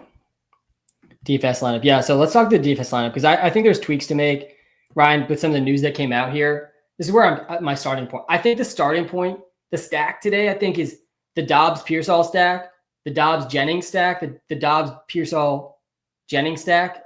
Assuming Kittle's out, especially, these stacks feel very, very strong. And you could run it back with Michael Carter. You could consider Marvin Harrison Jr. potentially there too. And McBride even is interesting as well. But I think I'm going to get Foster out of here. I'm going to take Mike Evans out too. I think Mike Evans is going to be too highly owned in DFS. I think in season long, if you're in your championship, you probably play Mike Evans. But in DFS tournaments, he's going to be too highly owned. I don't think it's super likely they push him too hard beyond the 85-yard threshold today. So, like, what's the real ceiling there for Evans in tournaments, especially if he's like over 20% owned or something crazy like that? So then I'm going to get Evans and Moreau out. I'm going to try to get Bowers in. I might put Austin Hooper in too now. Hunter Henry's out. Drake May's starting still. Austin Hooper's actually had a really steady role. Austin Hooper has been really like way more involved in the Patriots offense than like almost everyone realizes. He's had at least 2 catches now in 7 straight games. He's beat his prop line basically in 7 straight games. You know, he has only a couple games over 14 points when he scored. The Bills are resting their whole defense today, though, and there's no Hunter Henry. Hunter Henry's played almost every game this season. Like, we haven't seen this like huge role snap-wise, really. For Austin Hooper, you know, he probably plays the most snaps of the season today, you would think. So I think I'd probably get Hooper in there. I also, you know, want to try to get Ray Davis in there. I am pretty in on the Ray Davis scoring a touchdown now with their actives and inactives. Yeah, Keon Coleman is active. There's only 4 Bills wide receivers active now. Let me refresh the app here because I know we updated some stuff. If you're watching live on TikTok, guys, we're also live on YouTube where I'm sharing screen to some updated projections. Fant or Chig or wait for Kittle. I think I'd probably risk it with Chig and not wait for Kittle. Unless is Dobbs not playing? Nope, Dobbs is out. Dobbs is out, and that makes me like Jaden Reed more than I did before the Dobbs news. Christian Watson's also active. Yeah, so the Bills, they have 4 wide receivers active. Keon Coleman, Mac Daddy Hollins, Tyrell Shavers, I don't think he was even active. KJ Hamler, not active. Khalil Shakir was active, and Curtis Samuel was active. So this is still not updated. It's getting updated right now. But there's only 4 wide receivers active for the Bills. It's Curtis Samuel, Khalil Shakir, Keon Coleman, and Mac Daddy Hollins. That's it. Which Saints tight end over Chig? Yeah. I don't think either of the Saints tight ends over Chig. I think I'd play Chig over him versus Foster Moreau. Who played more? Did Juwan Johnson play more? He had a bigger role. He's questionable for this game. Juwan Johnson maybe deserves to be projecting ahead of Moreau. I think I'd go Chig. Start JMO or Gravendo? I think I'd probably go JMO there. Young, Penix, or May? Walter says Penix. Yeah, Penix versus Young is close. You cannot play May because there's a good chance May doesn't play the whole game. Honestly, Joe Milton's active today. Would make sense for them to get a look at him. Penix is in a must-win game. Penix and Bryce Young playing against each other, both pretty good matchups here. I do think that the Falcons lean on the run really successfully today. It's a close call between Penix and Young, honestly. Young feels honestly a little bit safer. He's had at least 13 points now in 6 straight games. Penix has looked good, in my opinion, but he hasn't had more than 12.5 points yet. Honestly, I think I'd go Bryce Young. I think I'd go Bryce Young over Penix. Is Josh Dobbs the starter for the Niners? Yeah. Revenge game for Josh Dobbs starting for the Niners today against the Arizona Cardinals. And he's minimum priced on DraftKings. Ray Davis over J.K. Dobbins? Yep, absolutely. Ray Davis is a good bet to score a touchdown today. Ray Davis or Carter? I'd go Ray Davis. Jacobs or Irving? I'm going Irving there. I'm playing Ray Davis over Marvin Harrison. I think that's fine. Jacobs or Irving? I'm going Irving, yeah. Show tight end, yeah, I got you. How confident are you in the Dobbs Pearsall DFS stack? That's a big 20 shot. A big 20 shot. Yeah. Jake, my DraftKings lineups are always big tournament lineups. That's definitely important context there, Jake. That's not something I do like in a head-to-head matchup or anything. It's not a high floor play, but I think the ceiling is definitely there. Kittle's questionable. Even if Kittle plays, I don't think he sees this massive role. Pearsall coming off a breakout game. Josh Dobbs is minimum priced. I don't hate the Dobbs, Pearsall, Jennings stack, the triple stack there. I also don't hate the Dobbs, Jennings stack or the Dobbs, Pearsall stack, but at min price, it's just a huge value play in tournaments, in my opinion. We got the revenge game narrative there too. But yeah, it's a 20 shot. It's a 20 shot. A Garendo or a Davis? Yeah, I still think I'd go Garendo over Davis. Do you think Keon Coleman plays the whole game? Well, he kind of has to because there's only 4 wide receivers active for the Bills. I mean, they don't have to, especially if they get run heavy. Play the whole game is a little bit different than like get a lot of volume. But they have 4 wide receivers active. That's it. There's only 4 wide receivers active. And one of them is Shakir.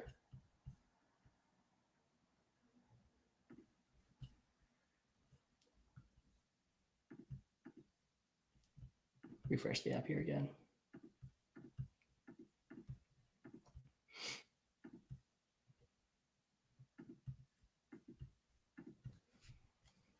Let's check this out. It's Shakir, Coleman.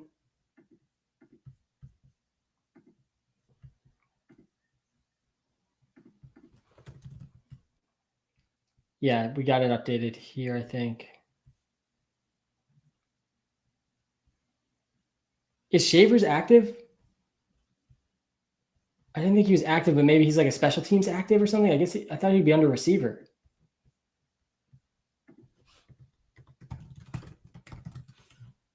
Here we are, week 18. Is Tyrell Shavers playing? Can somebody confirm? Somebody confirm. Is Tyrell Shavers playing or not? Not an easy thing to figure out. But that probably comes down to, is Keon Coleman going to play the whole game? I don't think you see like a huge volume total, though, for the passing attack for the Bills today. They're not going to throw a ton. At flex, would I start Jonnu, Downs, or Mixon? Probably Downs. I don't feel good about Mixon. I don't feel good about Nico.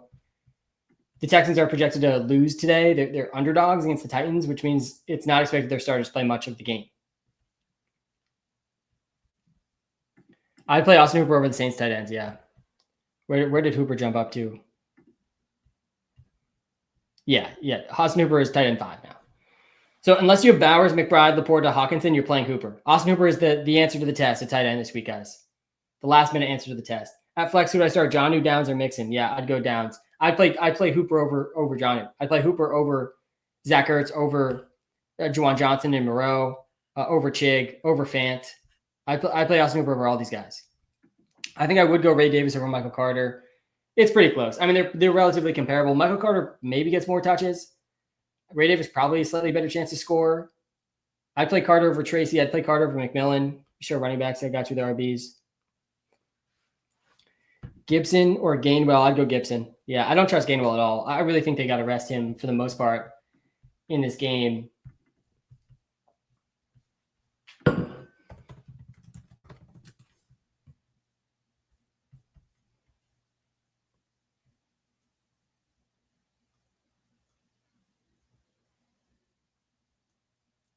I don't see Tyrell Shavers on the actives. But I don't see him on the inactives either. So maybe he just wasn't called up. I don't think Tyrell Shavers is playing.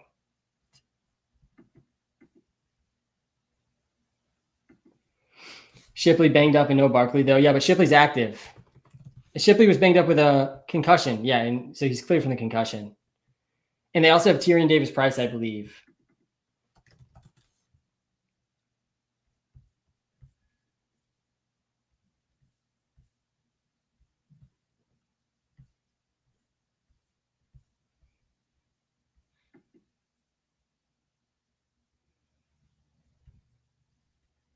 I don't know if Tyrion Davis-Price is active. I haven't found this anywhere.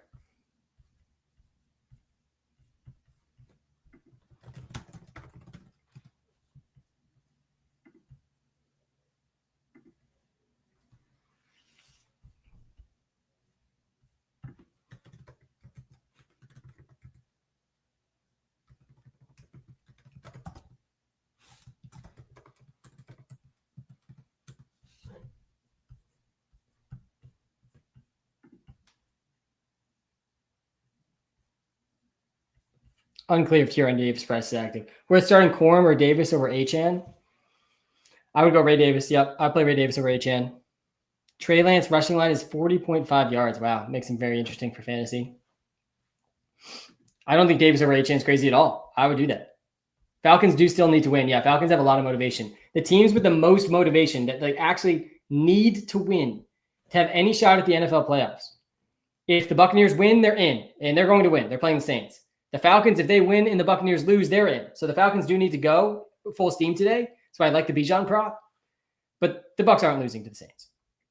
The Dolphins need to win and the Broncos to lose to get in. I don't think the Dolphins win. The Broncos need to win and they get in. I think there's a good chance the Broncos lose versus the Chiefs. And if the Broncos lose, the Bengals are in. The Broncos are 10.5-point favorites today. I think that game's going to be closer than people expect. Marvin Harrison or Zacchaeus? Yeah, I'd go Marv there. I'd go Marv over Zacchaeus. I'm still playing Pollard over Garendo too, with Tajay out and some incentives for Pollard there. But I like both those guys, Pollard and Garendo.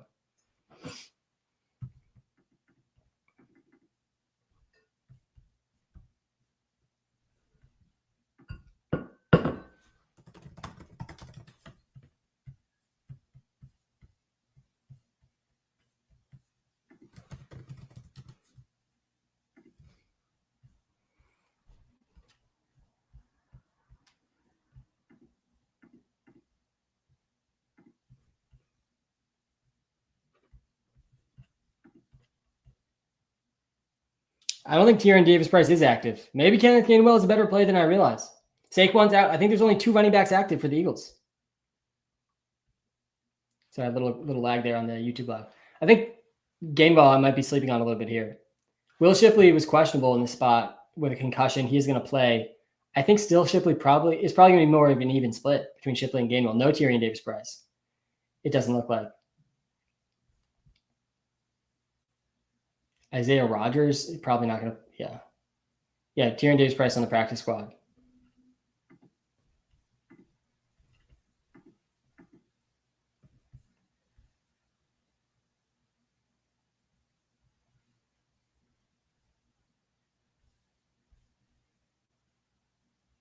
Tyrell Shavers is not playing, yeah, for the Bills today. Very, very curious. Ertz over Hooper. Ertz has some bonus incentives he's going for, I believe. Yeah, I'm going Hooper over Ertz. Tracy, Garendo, Michael Carter. I'd go Garendo there. I'm playing Addison over JMO, but I like both those guys a lot. Clyde or Tank Bigsby. Oh, gosh. I think I'd probably go Clyde, but it's gross. Pollard or DJ Moore. I'd go Pollard over DJ. Nico is playing, but probably not the whole game. Probably not the whole game.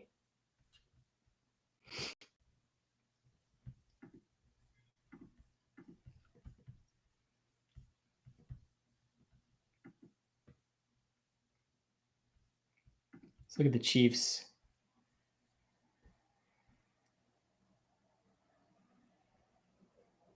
DeAndre Hopkins is active. I think there's some incentives for Hopkins. Could they really push Hopkins today? Hopkins, wide receiver DeAndre Hopkins, he's 9 catches away and 140 yards away from 2 separate $250,000 bonuses. And it looks like he is active. Is that a late window game? Yeah, it's a late window game. So we don't have the actives and inactives. Yeah, the Earth incentives are not happening. Zach Ertz needs 9 catches and 90 yards. It's not happening. Thought that McMillan starter. I'd go Ray Davis over McMillan. Ray Davis is a very good option, guys. Huntley, May, or Mac Jones. Oh, God. You can't play May. It's Mac Jones or it's Huntley. It's probably Huntley, honestly. I think I'd probably go Huntley. over Mac and Cheese Mac Jones. I'd go Aubrey. Brandon Aubrey's always good play. Carter, Davis, Garendo, Dobbins. Yeah, I'd go Garendo and then either Davis or Carter over Dobbins. Best running back off the waiver is Ray Davis. Blake Corum, Michael Carter. These are the best running backs off the waiver today.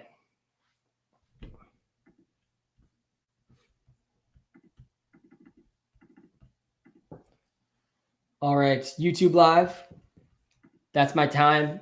Thank you so much for spending some time with me today. Time's the most valuable thing we have.